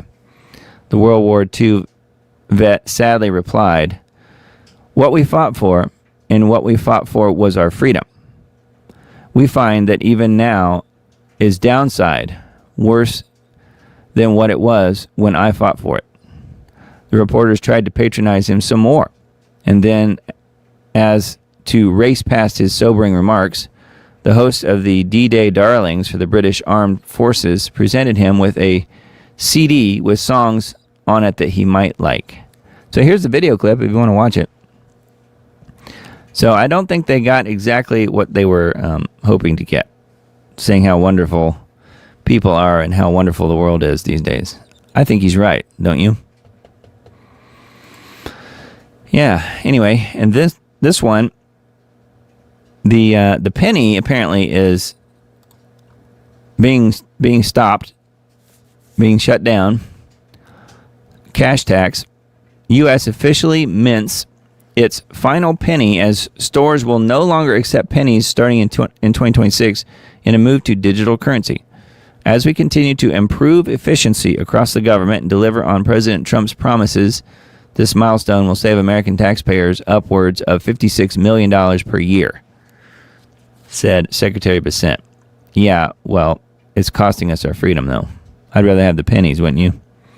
After 230 years, the U.S. penny is no more. This week, the United States minted its final penny and will no longer hold any monetary value as it pertains to legal currency, but will now become a collectible. In February, the wine press reported that one of the first actions of the Trump administration, newly created Doge, that they decided to erase the penny. For many years, in administrations preceding, manufacturing a penny cost more than it was worth. Last year, it cost roughly 3.69 cents to produce 1 penny, leaving a deficit of over 2 cents. So I get it. From a business standpoint, it doesn't make much sense, of course. And I remember when he tweeted that out when he was just sitting in a box seat at a football game, which I thought was really odd. Pennies were first federally minted beginning in 1793 and were made entirely of copper, whereas now the coin is primarily zinc coated with 2.5% copper, according to the U.S. Mint. So bye-bye to the penny. U.S. has now officially stopped producing them. So I don't know what happened to the last one. There's the last one somewhere. Probably got framed and put up on a wall. Anyway, there's further information, and then it goes into the national debt. It says, though the penny's being phased out, pennies will still be regarded as legal tender for now. Treasury says pennies remain legal tender and will retain its value indefinitely. I don't believe that. Notwithstanding, however, this currency shift signals that many businesses will no longer accept them because of this. Many establishments may start rounding up or down to the nearest nickel. So get ready for that. They'll just start rounding up. Why stop there? I mean, round up to the nearest $100. How about that? Anyway, that is a wine press article. And we've got several from Gateway Pundit tonight. Let's see. I have somewhat made up my mind. That sounds like a Trumpism, doesn't it? I have somewhat made up my mind. Trump decides course on Venezuela, refuses to tell the press as Department of War launches Operation Southern Spear. So there it is. That's the name of it. Operation Southern Spear. With the massive U.S. military presence in the Caribbean, the question on everyone's mind is, now what? Trump has been meeting with Hegseth and the Joint Chiefs of Staff on the potential operations and options in the region. Gateway Pundit reported on how yesterday, the 14th, I guess, so it would have been Friday, Secretary Hegseth announced the new mission against South American narco-terrorists, Operation Southern Spear. So they've got a name for it. I'm guessing that they're going to do something. But again, he is the president of peace. So, it says, but what will this new operation entail specifically? Trump declines to tell the press. Well, of course, he's not going to tell the press. So we'll see where it goes. I just thought it was interesting that they've got a name for it. So they're obviously planning to do something. Operation Southern Spear. So I guess we're going to war. Perhaps. Or not. I don't know. It's clear as mud when you're dealing with Trump, right? U.S. releases footage of Russian intelligence vessel operating near Hawaii. Newly declassified information confirms that a Russian intelligence vessel was operating just off the coast of Honolulu on October 29th. Coast Guard identified the ship, the Karelia, a Vishna-class intelligence platform only 15 nautical miles south of Oahu. Coast Guard immediately deployed the HC-130 Hercules aircraft and a cutter to track the ship's movements, documenting a vessel explicitly built for intercepting communications, mapping infrastructure, and gathering signals intelligence near foreign coastlines. The footage and accompanying reports show a targeted response. Coast Guard personnel conducted controlled overflights, maintained visual contact, and monitored the vessel as it maneuvered near U.S. waters. Wow. So anyway, the Russians are checking up on the U.S. They just want to make sure we're safe. That's all. Yes, America is safe and effective. 20 stitches later, Fetterman posts bloody photo of his facial injuries after taking a bad fall. Yeah, so this is that is not him. This is what we mentioned earlier. So, yeah, there he is. Looking to see if there's anything new in this particular article. I guess not. Here, this is the funny tweet that he said. I thought this was good. It's self-deprecating. That's why I liked it. Senator Fetterman had this to say: "If you thought my face looked bad before, wait till you see it now." That's funny. That's comedy right there. Anyway, that is a Gateway Pundit article. And then this one, I had no idea Jesse Jackson was sick, but apparently he is. Developing Jesse Jackson on life support as friends and family fly to Chicago to be by his side. He doesn't look very well there, that's for sure. And I don't know how old that is.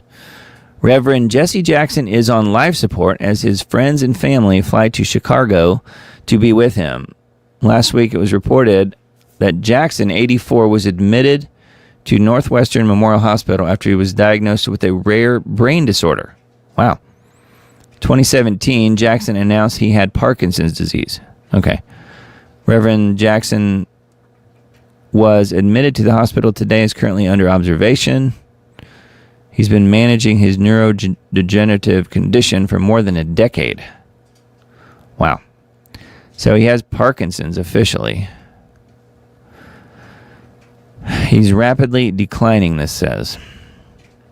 He's been on medication for a few days to keep his blood pressure stable. He is steadily weakening. So it sounds like Reverend Jackson here is not long for this world, is my guess, according to what this article is talking about. So very interesting, huh? He was an interesting character. He still is, I suppose.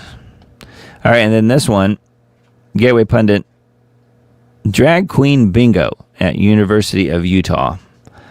To my Utah friends out there, I'm sure you probably already know about this, but I just thought it was interesting because, you know, yet again, we see more degenerative behavior on campuses.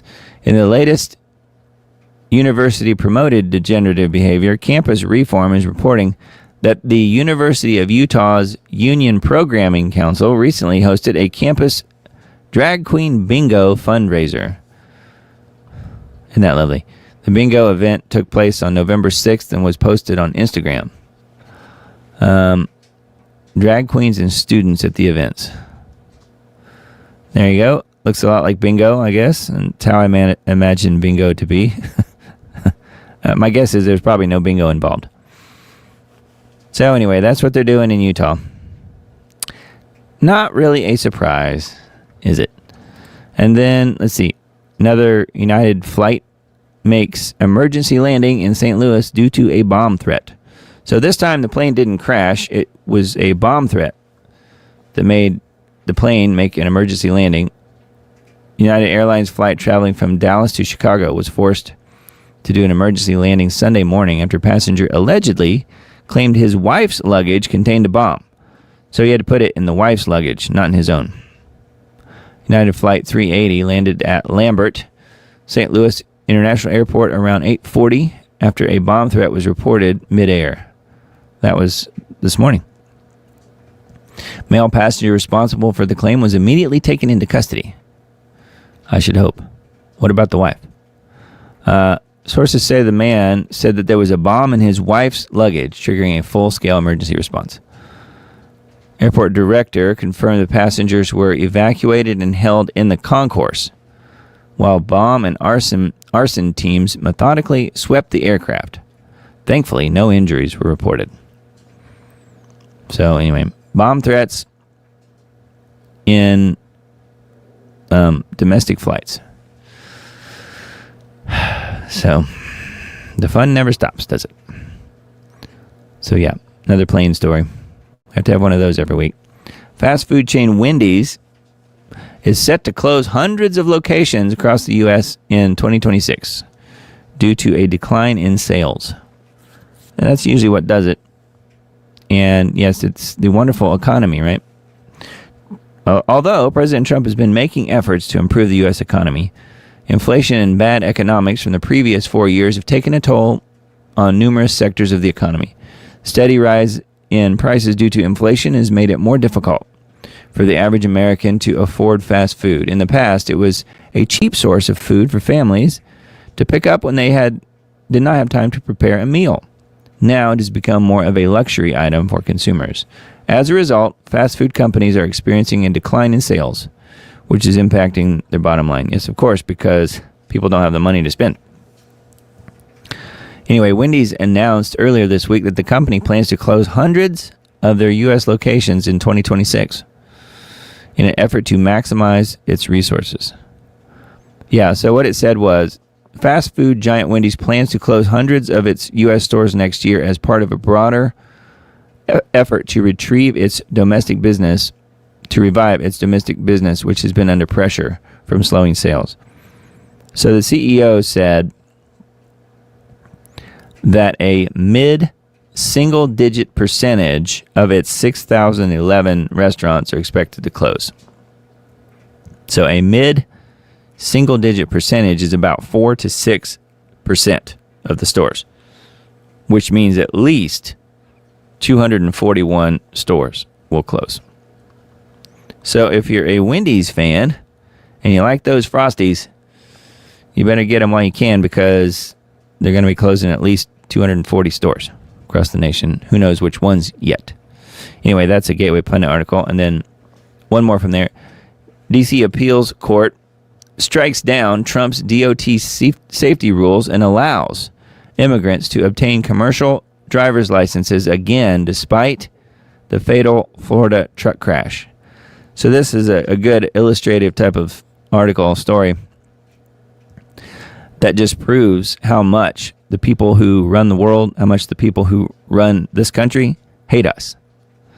The U.S. Court of Appeals for the D.C. Circuit, so based in Washington, blocked the Trump and Vance administration's emergency safety rule, a rule designed to keep America's highways safe from unvetted foreign drivers. They said, nope, you don't need that. You don't need protection from foreign invaders who become commercial drivers. We're going to let them continue to kill you. That's what they said. They might as well have. The court sided not with public safety, not with the families of crash victims, but with activist groups, blue city governments, and unions who argued that asylum seekers, refugees, and DACA recipients should continue holding CDLs, commercial driver's licenses, despite major questions about identity verification, training standards, and foreign driving histories. But that doesn't matter. It's okay when they do it, right? The stay halts Federal Motor Carrier Safety Administration's new rule limiting CDLs to individuals on verifiable, trackable visa categories H-2A, H-2B, and E-2. So different visas. The rule excluded categories where driving and identity records cannot be confirmed, including asylum seekers, refugees, and DACA recipients. Wow. The new DOT restrictions would allow immigrants who hold these specific classes of visas to obtain CDLs, valid CDLs, for 1 year and require immigration status to be confirmed via a federal database. So yeah, they just have to check in if they want to, they feel like it. Not a big deal. The Trump administration acted after a fatal Florida truck crash caused by an illegal immigrant driver, one of multiple deadly incidents prompting the FMCSA to reevaluate whose states were allowing behind the wheel of 40-ton vehicles. The FMCSA was, again, the Federal Motor Carrier Safety Administration. So people that are tagged with protecting people on the road. Anyway, but even that wasn't enough for the federal judges in Washington, D.C., who decided temporarily to block the rule while lawsuits move forward. California, their DMV admitted to illegally issuing 17,000 commercial driver's licenses to non-domiciled foreign nationals, many of whom had no verifiable driving history whatsoever. Yep, they just said, come on in, and here's your driver's license, go to work. And that's what they've done. They are killing people left and right on the highway. So be careful out there, folks. It's not stopping. Because, again, they hate us. All right, so here's the Tina Peters update. I wanted to mention this because what's happening to her is truly criminal. She's innocent. Exclusive. Tina Peters is very sick. Her prison cell is kept at near freezing temperatures, and all for telling the truth. Tina Peters is very ill. Her prison cell is kept at nearly freezing temperatures. For those not familiar with the term color revolution, it's basically another way of saying government overthrow. Since the government is comprised of elected leaders in key positions of power, stolen elections are key to shaping the policies of the targeted government in a color revolution. This mechanism is like a cancer. If you corrupt the leadership, those under their command will likely follow. Most people don't have any idea how close we came to losing America until Trump's popularity was able to overcome the massive election fraud deployed against him in November 2024. Yes, but now look at him. Now look at us. Although the deep state was desperate to steal the presidency again, they found it necessary to enact Plan B. Instead, they stole as many House, Senate, and state elections as possible under the banner of plausibility, and of course, no charges were brought against this treason and probably never will. Thank you, Donald Trump and company. Not saying he doesn't want to, but it's not happening. Thank you, Pam Bondi and company. To have staged a Harris win over Trump would never have been believable, so this time around, it wasn't practical or possible for them to cover it up. In 2020, they were able to roll out the psyops of the plandemic, J6 prosecutions, deplatforming, and courts proclaiming no standing, etc., to protect their stolen gains, and many more things. Americans still knew it was all a charade, and the country was on edge. And it says, those who threatened their plan for destruction of America and their world domination are threats like Trump. Tina Peters and many others were threats. The reason Tina Peters, who was the former Mesa County, Colorado election clerk, is in the crosshairs, like President Trump, is that she discovered how the electronic voting machines enabled fraudulent election results, and she had proof. See, that was the problem. They don't really want you to be able to prove their criminality, so they put her behind bars. So I'm looking to see here what they're doing to her. So it's talking about some of the people involved. On July 16th this year, July 16th, the captain measured the temperature in her cell with a thermometer and recorded a reading of 53 degrees after the cell door had been opened to allow warm air for the hallway to enter the cell. According to Ms. Peters, the temperature at night with continuous cold airflow drops to an estimated 40 degrees. These conditions are in violation of both professional standards and constitutional protections. Yes, but she is a conservative and a Republican and someone who had all the goods, had all the receipts on what the bad guys want, so therefore she has to suffer. That's how that works, isn't it? Here's the attorney's letter with that was sent to the state with more information. So she is freezing to death in her cell as of July. I'm looking to see if any of that's changed. This article is dated November 15th. So I don't know why this is just now coming out. But obviously, Trump or someone should step in here before they kill her. Because obviously that seems to be the goal, doesn't it? It all begins and ends with Tina Peters. What they have done to Tina is reflective of what they will do to all Americans if we don't listen to her and end the corruption she exposed in our election system. Without honest and transparent elections in the 2026 midterms and 2028 presidential, America as we know it will be done. I think it will be done anyway, but for different reasons. Tina Peters exposed the color revolution's most crucial tool of stolen elections solely intended to destroy America from within. Ultimately, the best America could do to reward her was to send her to a likely death sentence of 9 years in prison. Yes, in a freezing cell in the middle of July. I mean, that is unbelievable. And then it's happening in this country, not in some third world country. It's happening in Colorado. So that is crazy. That is a Joe Hoft article, which is he is one of the guys that started the Gateway Pundit. JoeHoft.com. Pretty wild. And then here is a follow-up a little bit on this story. Revolver.news, Ed Martin with an update on Tina Peters. I do think Ed Martin is one of the good guys, from what I can tell.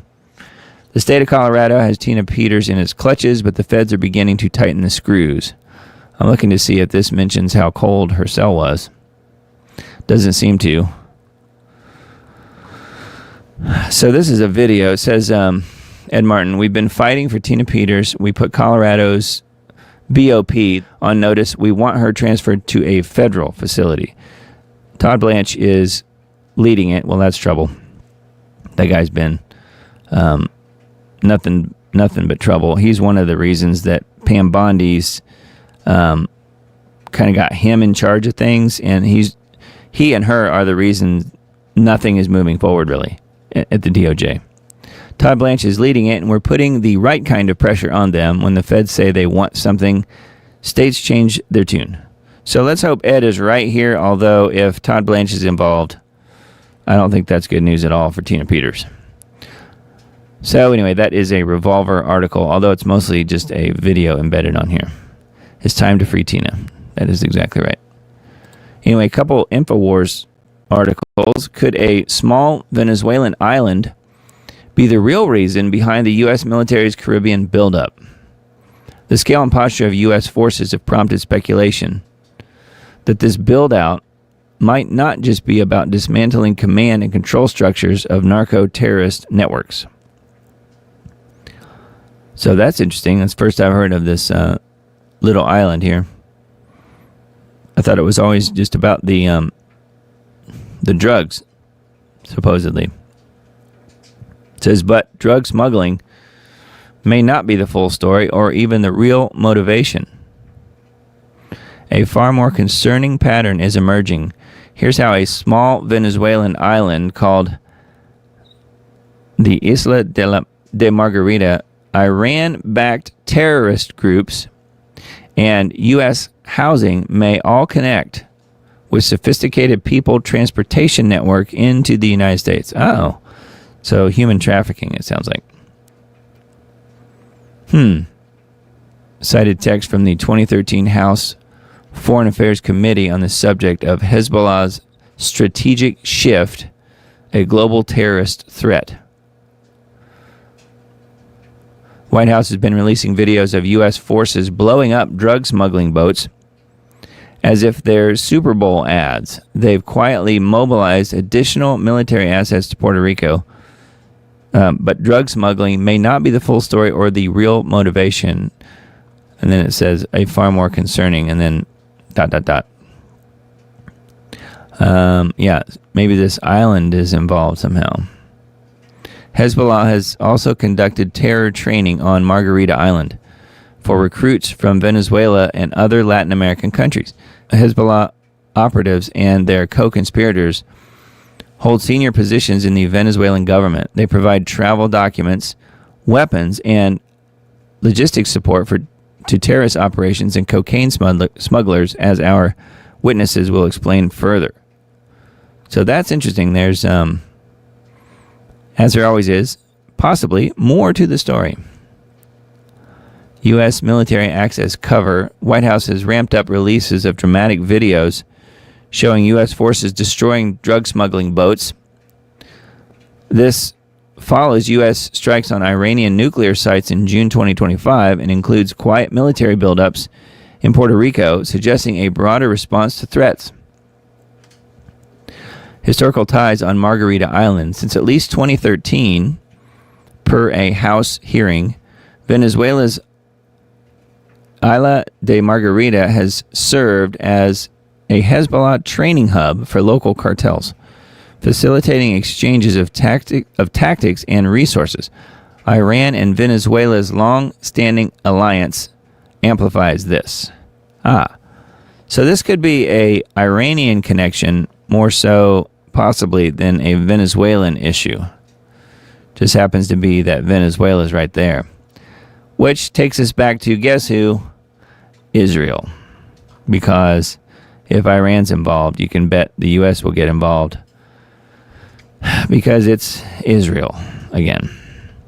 Yet again. That's what it sounds like. Anyway, that's an InfoWars article. And then this one, Rep. Massey says, 3 billionaires with Epstein ties funding his primary opponent, claims 100 GOP House members could vote to release the Epstein files. So let's hope that does happen. It needs to come out. Making an appearance on ABC News Sunday, Massey said billionaires with ties to Jeffrey Epstein are bankrolling his primary opponent and claimed he has major support in Congress for a bill seeking to release all the Epstein files that are being withheld by the FBI. Well, let's hope that's true.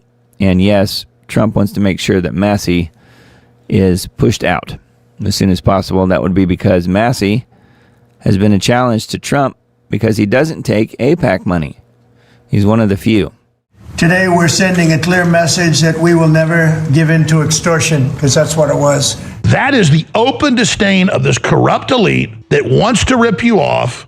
Trump's trying to reform it. This is why we want Jack Smith in front of our committee in a deposition format after we get the documents, and we can ask him some of the same questions we ask his deputies that they took the fifth to. Like a simple question, was this a political operation you guys are running against President Trump? I exercised my Fifth Amendment liberties. How many other members of Congress did you spy on? I exercised my Fifth Amendment liberties. Those are the kind of questions we want to ask Jack Smith and see what kind of answers we get from the guy who ran this whole operation. H.R. 5371, the Continuing Appropriations Act, passed by the House on November 12, 2025, in a 222 to 209 vote to end the 43-day government shutdown that began on October 1, 2025. The public will only really learn of an H.R. 5371 that guarantees back pay with interest for furloughed federal workers, bans federal layoffs through January 2026, and provides $29 billion in disaster relief, $5.7 billion for border security, a 2-year debt limit suspension through January 2027, and extensions for CHIP and community health centers. And then begins the gray area. Section 781, backed by Senate Majority Leader Mitch McConnell, long funded by the liquor industry, effectively banning hemp products like Delta 8 and THCA, threatening 95% of the $30 billion market. 300,000 American jobs, and $1.5 billion in state revenue. And as Americans suffered as leverage, of course, there will be, families that are going to suffer. We take that responsibility very seriously, but it is one of the few leverage times we have. The hog trough was filled. The bill also includes $10 billion for shipbuilding, $2.5 billion for missile defense. You see, $12.5 billion in defense pushed through pre-allocated funds to specific shipyards in powerful lawmakers' districts, bypassing competitive bidding and waiving Buy American rules for favored contractors, allowing a slew of foreign contractors to take those bids. Pork barrel politics benefiting politicians and donors, not the taxpayers. Most controversially, a rider in Section 957 appropriates for a special counsel fund, allowing GOP senators and representatives that were targeted in the Arctic frost investigation to sue the Department of Justice using taxpayer dollars. Essentially, retaliatory legal warfare funded by the public, while platforms like InfoWars are hung out to dry. By shutting down the Alex Jones investigation Ed Martin was trying to look into, is covering up for Arctic frost criminality. Let's go further. We have the documents. The DOJ illegally funded it. That's what Todd Blanche killed. Now this is a cherry on top of Todd Blanche protecting now Arctic frost. We have ties between George Soros and the Sandy Hook funded lawsuits. We have ties between George Soros and all of the NGOs engaged in riot campaigns, including the so-called No Kings movement. So you aggregate this, but why isn't George Soros being looked at? Is it because Scott Bessent got rich through George Soros? What you're seeing is the cover sheet or the opening for the case of Arctic frost. And the names that you'll see on there are Brian Turner, who's gone, and Jason Jones, who's gone, and Luis Quesada, who's gone, and Steve D'Antuono, who's gone, and Tim Tebow, who's gone, and Paula Bate, who was the deputy director, and he's gone. What you don't see are the names that are redacted, and those redacted people still work for the FBI. They're literally saying, find any crime, get them. I can't believe they admitted this on record. Like, this is total weaponization admitted. No, I look. They try to destroy the people whose voices are the loudest. This is why they came after InfoWars. That's why they've gone through all these bogus, defamation actions, which all you ever did was exercise your First Amendment right. The retroactive potential to have dollars going to United States senators when we've got American citizens, whether it was J6ers, whether it was people from the FACE Act, whether it was others that have also had the full force of the federal government through the Department of Justice targeting and coming down on them. And they're going to see, oh, but you can slide in a provision in here for United States senators? Like, it is beside my comprehension that this got put in the bill. And it's why people have such a low opinion of this town. John Bound reporting for InfoWars. All right. That was a pretty good report. Another John Bound report on InfoWars. Let's see here. On this Thomas Massey one, I think we kind of covered that, so we'll move on. But yeah, he's definitely being targeted though for takedown in the next election. Trump does not want him in there, even though he's a fellow Republican. He's not taking the AIPAC money, so I think that's a big chunk of it. So anyway, further information on this article on InfoWars, and then not the B article I thought I would bring up just because I didn't really know who this guy was right at first, but and you probably don't either, but you will when I read through this a little bit. Minneapolis cop reunited with family 5 years after George Floyd's death. Read how God used him to share the gospel in jail.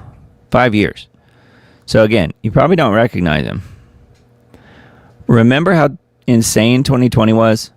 In the midst of all the George Floyd insanity, you may have forgotten that a Minneapolis officer named Tu Thao, I guess, T-O-U Thao, T-H-A-O, who just so happened to be standing nearby while Derek Chauvin was detaining George Floyd, was sent to prison for the crime of being in the area where Floyd overdosed and crashed out. He spent almost 5 years in jail. Former Minneapolis cop Tu Thao reunited with children after serving nearly 5 years in prison over George Floyd's death, which of course he overdosed. He wasn't killed by having Derek Chauvin's knee on his neck. He overdosed. That's in the autopsy report. Former Minneapolis police officer Tu Thao has been released from federal prison seen in recent photos reuniting with his children after years behind bars. Thao was sentenced to nearly 5 years in prison over the 2020 death of George Floyd. A fundraiser launched to help support his family as he rebuilds his life stated after Tu's release from his political imprisonment, many have asked for a way to donate and show their support. And here's the photos that were shared. So this is him with his little kids, who I'm sure, were even way littler at the time.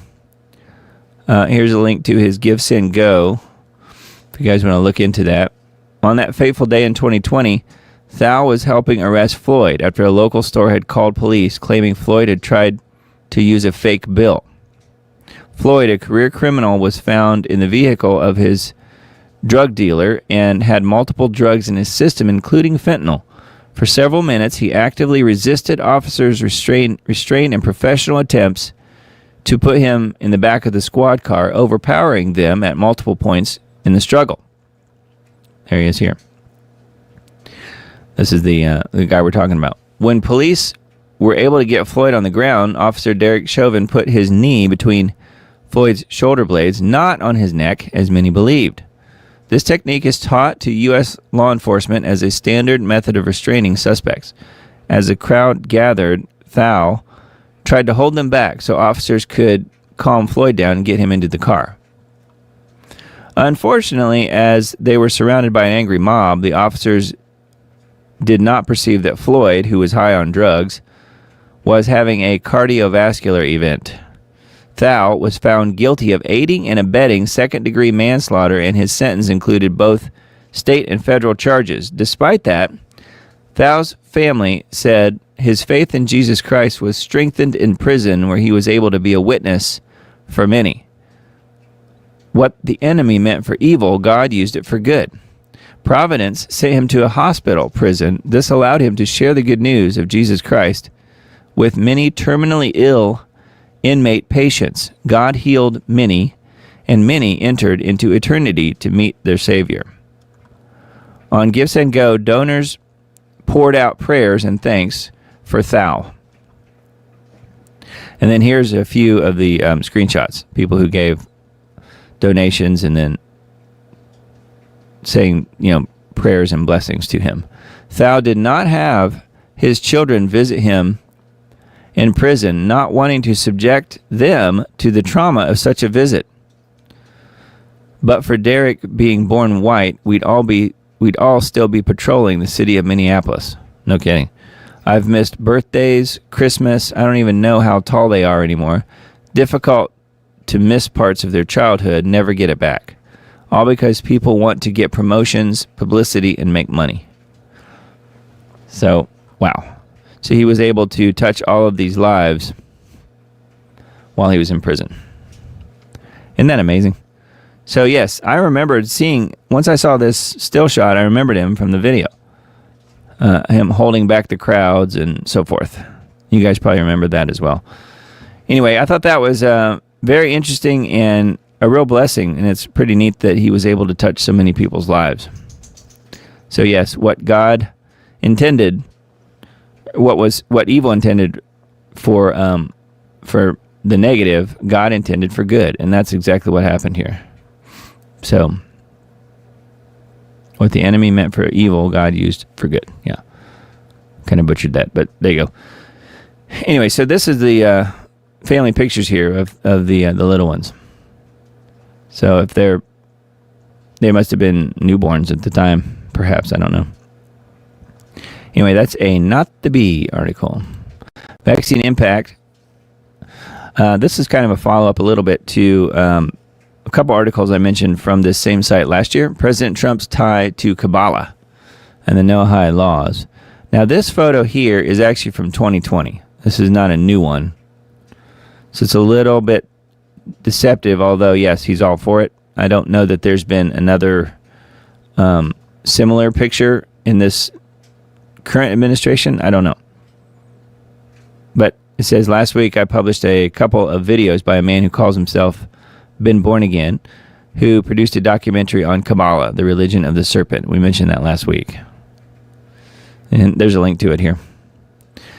I'm still working on my way through these videos on his YouTube channel. We'll probably have future articles on them, but this is one that not very long regarding President Trump's ties to Kabbalah and the Noahide laws that I think everyone should watch, especially if you're not familiar with this topic.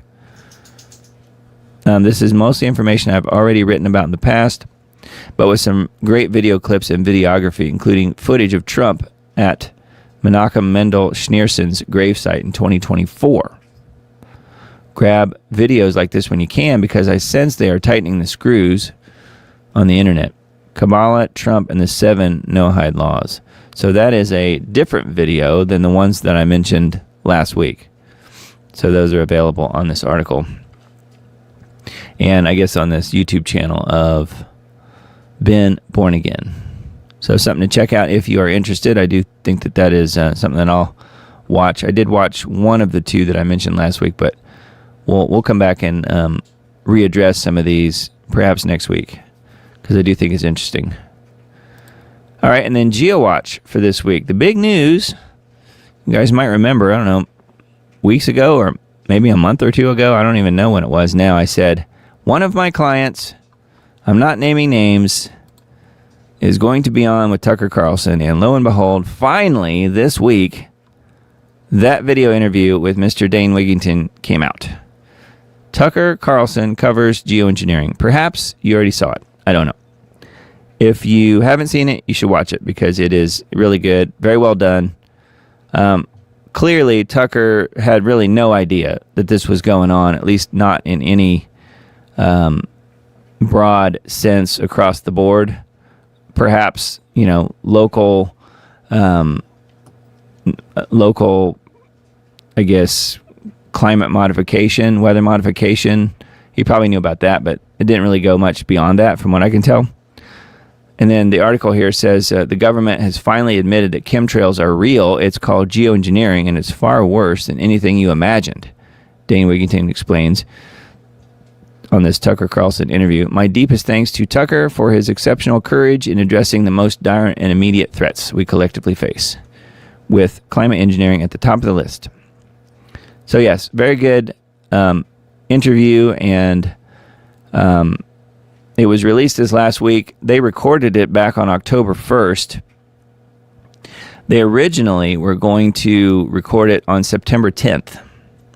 So this goes back a ways, and we know what happened on September 10th.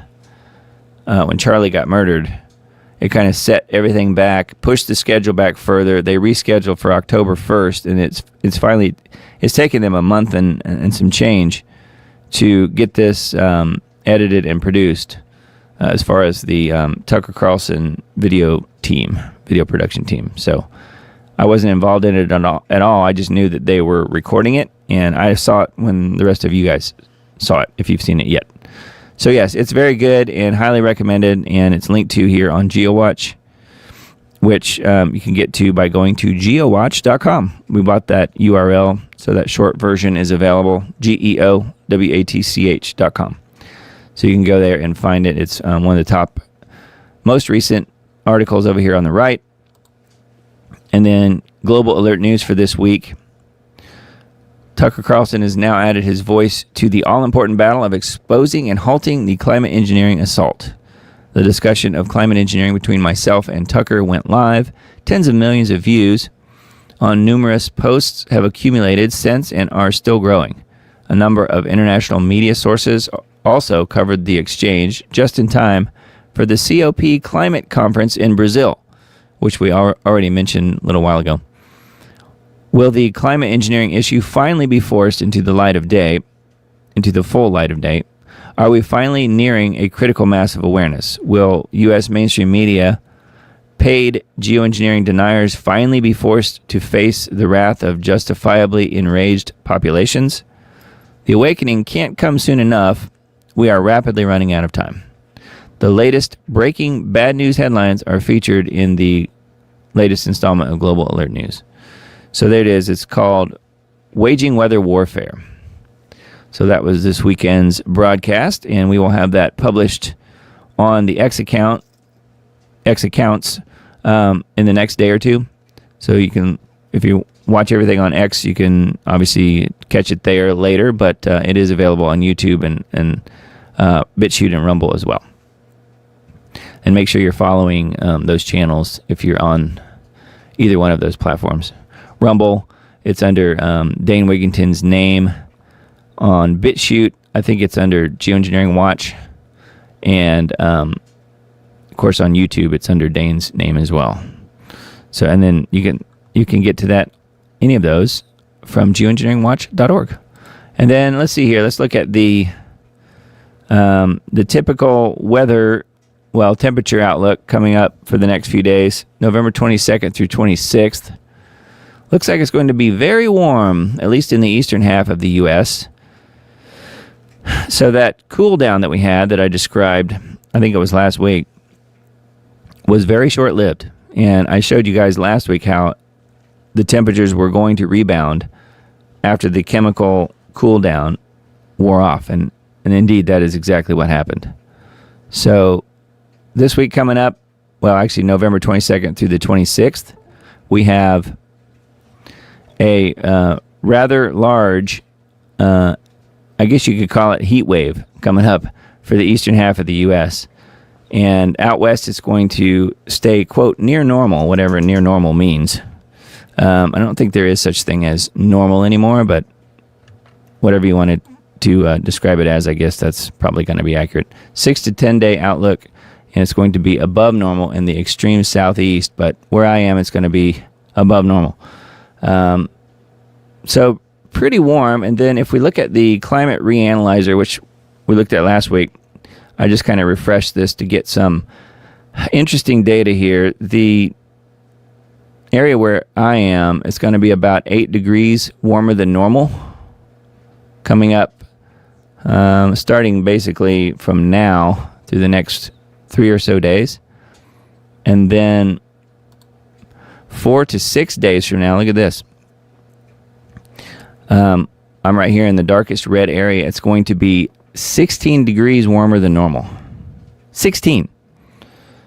And then 7 to 10 days back down to 12 degrees above normal in this area, and even warmer in the upper Midwest area. Look at that.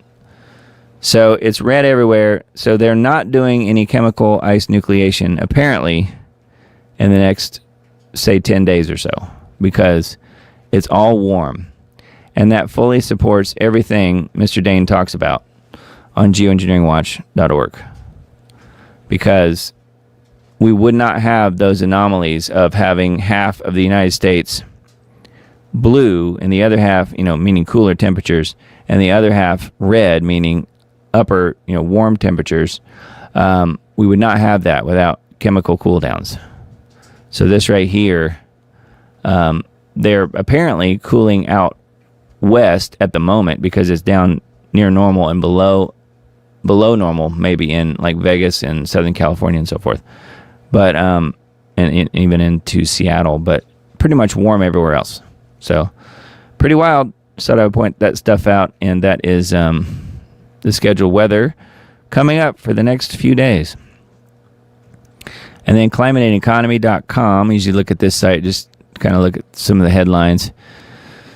Again, these are things that the alternative media won't touch because, unlike myself and Mr. Dane, there's not too many other people out there saying that the alternative media and the mainstream media both have it wrong as far as what's happening with the climate. They both have it wrong. Alternative media, Trump, and so forth say there's nothing wrong with the climate and it's all a hoax. And you have the other side who is trying to take away all of our freedoms and pass all sorts of new regulations and laws, whatever they want to call them, around the World Economic Forum and carbon credits and so forth. And everything they're doing could be categorized as a hoax when, in fact, the truth is actually neither one of those things. Here's the truth. If you want to know what's going on with the climate, just look at some of these headlines. The Arctic on fire. The Arctic isn't just warming, it's on fire. So that is a highnorthnews.com article. record-shattering 2023 wildfire season in Canada to zombie fires smoldering beneath the boreal forests. Arctic wildfires are reshaping landscapes, threatening communities, and accelerating global climate change. Again, they're going to couch this in what's happening in the mainstream media. They're going to call it climate change, but it's climate changed with a D. It's being changed on purpose with geoengineering. So, we have more stories here about the Arctic. Massive hidden waves are rapidly melting Greenland's glaciers. Here's rain and floods and storms all over the place. We have crazy flooding going on. Storm Claudia in Portugal. Record-breaking wildfires in Spain and Portugal. Citrus groves in Argolida, one of the most important citrus growing belts in Greece, were hit by a short but extremely severe hailstorm in Greece. So again, chemically ice nucleated, very possible and very likely. And then let's see here. Violent dust storm in Morocco. Severe flooding in Ghana. Wow. Severe drought in Kenya. So it just goes on and on. So this is a little bit more of the truth as to what's happening in the rest of the world, and then where you draw your conclusions from. I personally think geoengineeringwatch.org is the best place to visit for that, because there's no politics involved. Dane doesn't play politics with any of it. He just reports the facts and states what's actually happening. And geoengineering is causing most of these problems. So anyway, that's probably enough on that, but you can see that there's always, every week, we talk about these multiple headlines up and down the page here. All right, I wanted to mention this just because we've talked about Charles often on this show, because he is going to be the biblical Antichrist. He's not quite to that point yet, but I thought this was interesting. This is just a clip from a recent video that was uploaded 3 days ago. In honor, quote unquote, in honor of his birthday, note, he is now 77 as of November 14th. So 2 days ago, Charles became 77. And note, he was born on 11/14/1948. 1948, he was born the year Israel became a nation. And he was born on the 14th, which is 2 sevens, and he's now 77. I like to look at those numbers, and I do think it's important. So here's the clip I wanted to play. I'll just sort of talk over this. Now watch. This has puppeteers here. And watch what they do with these animals. We have the gorilla. We have some of the other animals. And watch what the puppeteers do. Now keep in mind, he is a king, of course, and they're going to try and honor him as much as they can. But they're going to force the animals into honoring the king too by bowing to King Charles. All these animals. Of course, they're, plastic and paper mache or something, I don't know. But you can see the animals bowing to the soon-to-be biblical Antichrist. And of course, Charles loves it. He thinks everyone should bow to him. So, anyway, this is, I just thought that was interesting. This is a video of moments that made us love the king even more during the course of the last year or so. So this is just him celebrating. They're celebrating him, the fact that he's now 77.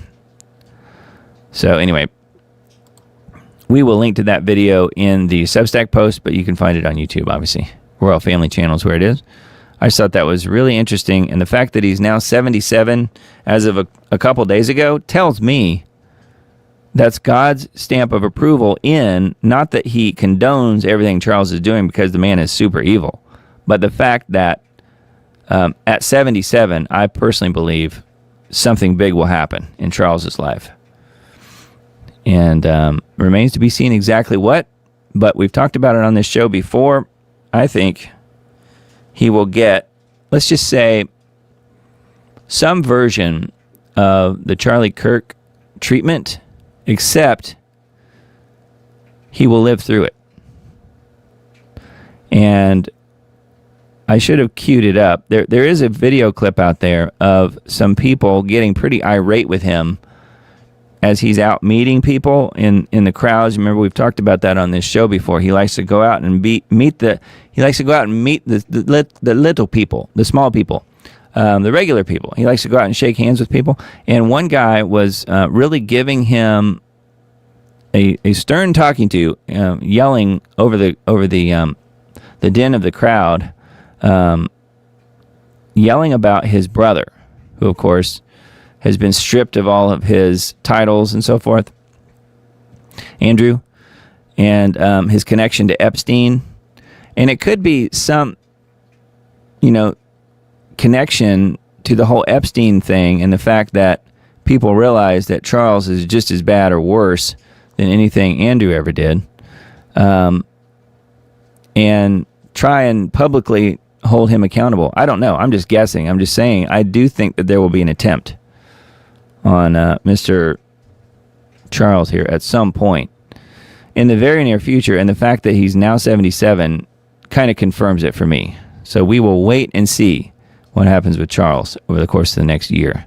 I don't think we have much time because, again, he's aging and he meets all the criteria for the biblical Antichrist. It's something author Tim Cohen has talked about for a long time, and he's got his book available and multiple videos out there. This is a new one that's out, and we'll link to this in the Substack post that I send out as well, but you guys can find it. It's on his author Tim Cohen YouTube channel, The Antichrist and an Antichrist, King Charles III and Pope Leo, and talking about some of the important new updates here. And he goes into detail about what we've talked about as far as the heraldic achievement and how all the imagery here, just in this one picture, meets so much of the criteria in the book of Revelation for who the biblical Antichrist will be. That's why I stopped it on this frame here. And, Tim explains all this stuff. So if you are interested in this, we'll link to this on the Substack post that I send out. But it confirms what we talked about on the show with the heraldic achievement and the imagery that Charles has. And then again, this is the gematria in English and in Hebrew. We've mentioned this multiple times. I like to show it just because it helps to confirm Prince Charles of Wales or Charles, Prince of Wales, doesn't matter. Those words all add up to 666 in English and also in Hebrew, which again, I think the chances of that happening in both languages are astronomically high. I don't think there's any chance at all that they could happen in two different languages, but it does. And here's the key over here if you want to figure them all out, but it's all there, 666 in both languages, Hebrew and English. So very strange. Speaking of Hebrew, I thought this was kind of interesting. I didn't watch it, but I can't imagine why anyone would want to, but here's a video that they put out on Israel 365 News. Why should Christians be Zionists? Well, I have a two-word answer to that question. They shouldn't. They shouldn't. Why should Christians be Zionists? They shouldn't. Anyway, that's a video that's embedded here on Israel 365 News. There's usually one at the bottom of the page pretty much every week. And I was looking to see if there was anything else that was important. I don't really see anything. I looked at this earlier. New documentary, DNA analysis debunks myth claiming Hitler was Jewish. So who knows if that's true or not, but that's another one of the articles on Israel 365 News. Okay, and then let's see a couple of the tweets that I came across this week and retweeted. I wasn't on Twitter a whole lot this week, but I thought these were pretty interesting. The only thing VAXX's eradicated were healthy children. Did a good job of that, didn't it? And then there's this one. I thought this was very accurate. If you guys remember Seinfeld, Elaine Bennis has it figured out. See, who blocks MAGA and gatekeeps Trump? It's Susie. Pretty funny. So Elaine knows. Okay, and here is the Tucker and Dane interview. Tucker asks, what are these lines in the sky that we have all seen? Aluminum nanoparticles. We took a flying laboratory, quote unquote. No longer a conspiracy. We are all being sprayed like bugs.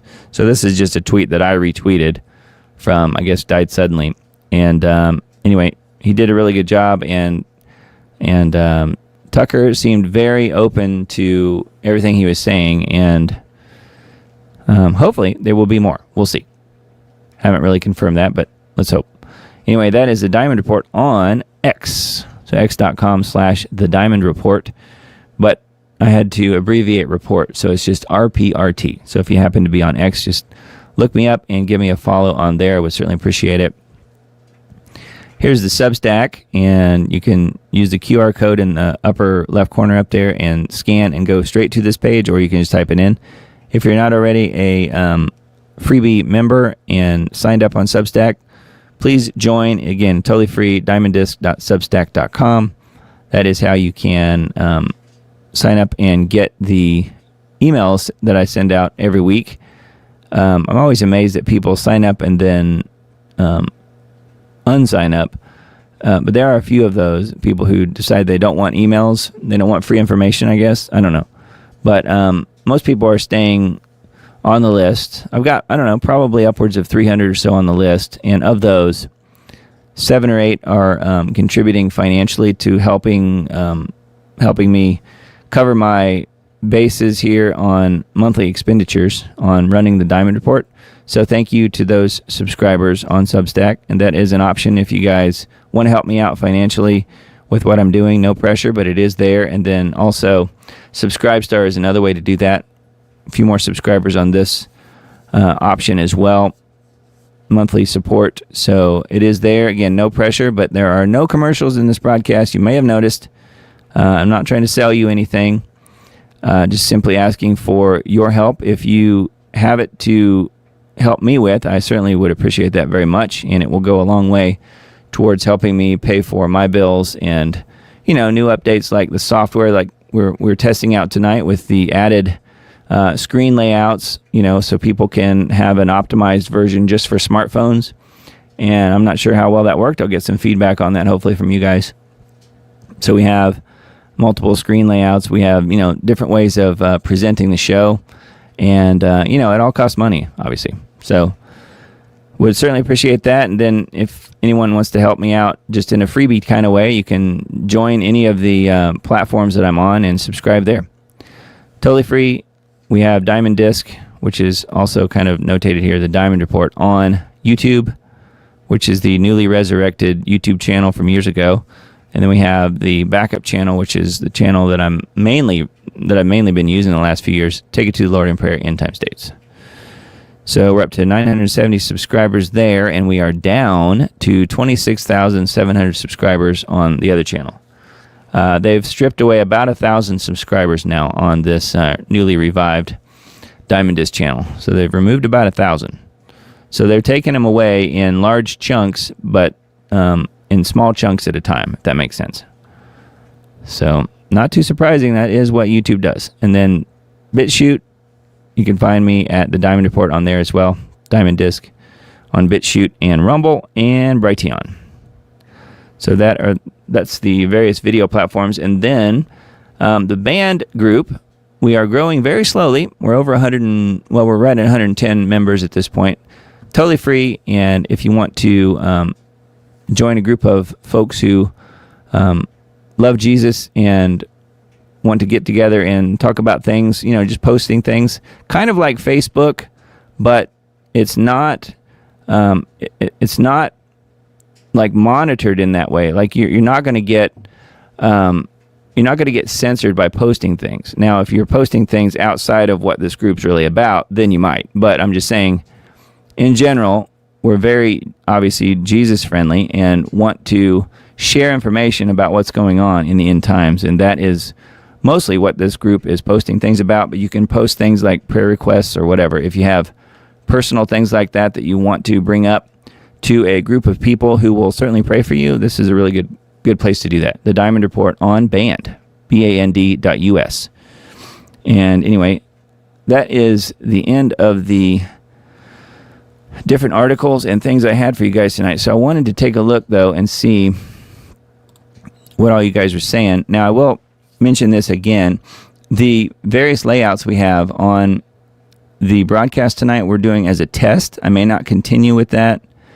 It kind of depends on what you guys' response is to that, because obviously I'm the one doing the broadcast here. I can't really also be listening and watching at the same time I'm doing the broadcast, clearly. So what I was going to say was, though, that for the folks who are in chat on a smartphone layout, if that makes sense, your chat I can see here on my screen, but it doesn't show up on the main broadcast screen there over on the right. That is going to be the the desktop normal layout version of the show from both YouTube channels combined. It doesn't show the chatting from the smartphone layout, if that makes sense. So again, we're doing a desktop layout and a smartphone layout, and you can choose either one when you start watching the show. If you're watching on a phone, you should choose the smartphone layout. It should be optimized and look a little bit better than the desktop version would on a phone. I don't know. You guys can let me know that. But anyway, if you're chatting away on the smartphone layout, it will show up for me here, and see, I can put your comments on here, like this one from Marty. He says he's present. He actually submitted that through the smartphone layout on one of the two YouTube channels. So several people did that, and if you're wondering why it didn't show up on the main screen, this is why. The IRS and Social Security is already demanding facial recognition or real ID now in order to access your account. Okay. Well, Marty would know. Well, I won't go into it, but he would definitely know. So that is really interesting, Marty. Thanks for letting me know that. I didn't realize that. So wow. But it's going digital very, very fast, isn't it? So any of the comments that people leave here, I can see them and post them on the screen like I just did with Marty's there. But they may not all show up over on that strip over on the right side of the screen. So I think that is a bug, though, in this platform software that they will have to work through. That is not something that I can change. So I'm looking to see if anyone else had any other comments.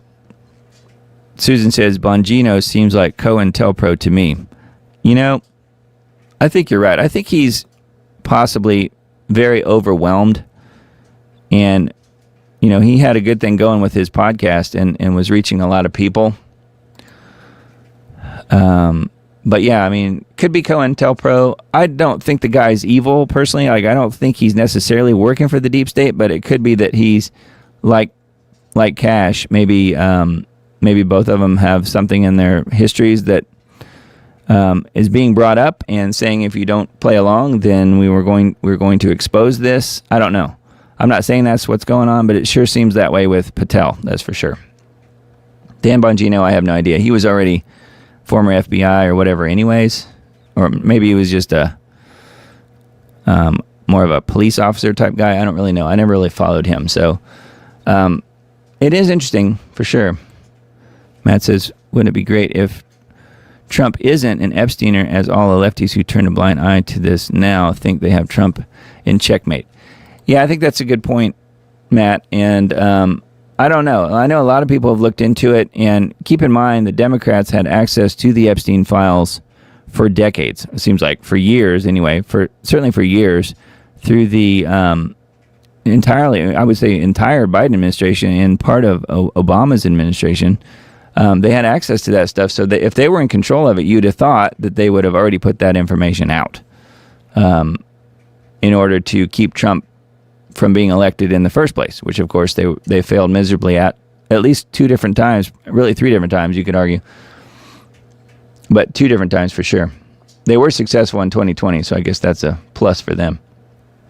But the Sky Sprayers have ditched the zinc since the Jabberoos. I take it every day to protect me from shedders. Yeah, that's a good idea. Yeah, the shedding from the VAXXs is proven to be happening, so it's good to be able to try and protect yourself, although I don't know how effective that is. But yeah, I mean, definitely trying to do something is better than doing nothing, for sure. Meat allergies are real. Yep. Bill Gates needs to release billions of GM ticks to save the day. Yeah, that's a good point. The ticks are going to save us from the deadly alpha-gal syndrome. That's crazy. Freezing here in Australia, and it's near summer, Matt says. Okay. Yeah, that's probably chemical ice nucleation. You guys have stripes going on across your skies too, I'm sure. Looking to see what else we have here. William says we need to remember Ephesians 6. He's a fly on the wall compared to the real fight. Yeah, I'm not sure who... Oh, that was probably in relation to Bill Gates. We were talking about Gates earlier.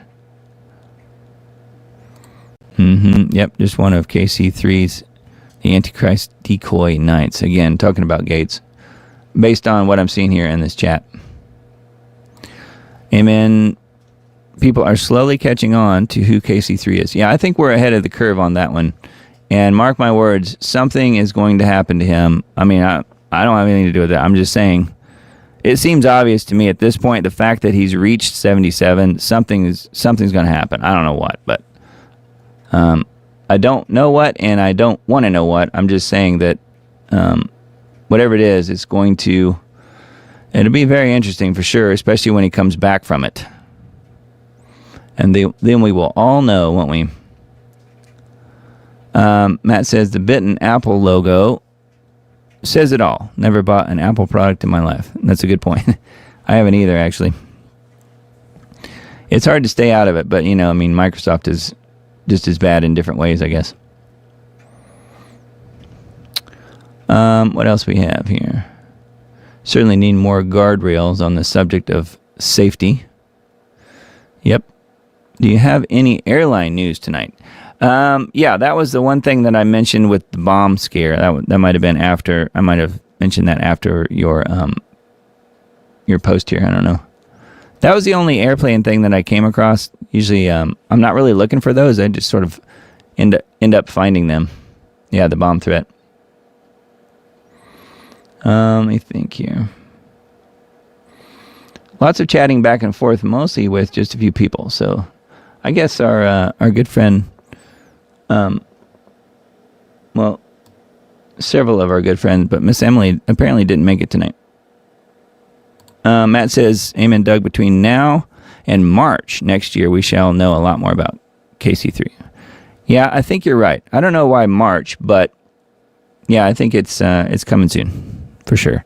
So we will have to keep a sharp eye on that, but obviously, anything big that happens with him, it will be instant news across the entire world. So anyway, it's kind of like pretty easy to call at this point, although, we never know the details, and God never works the way that we think it's going to work. So whatever we think is probably wrong.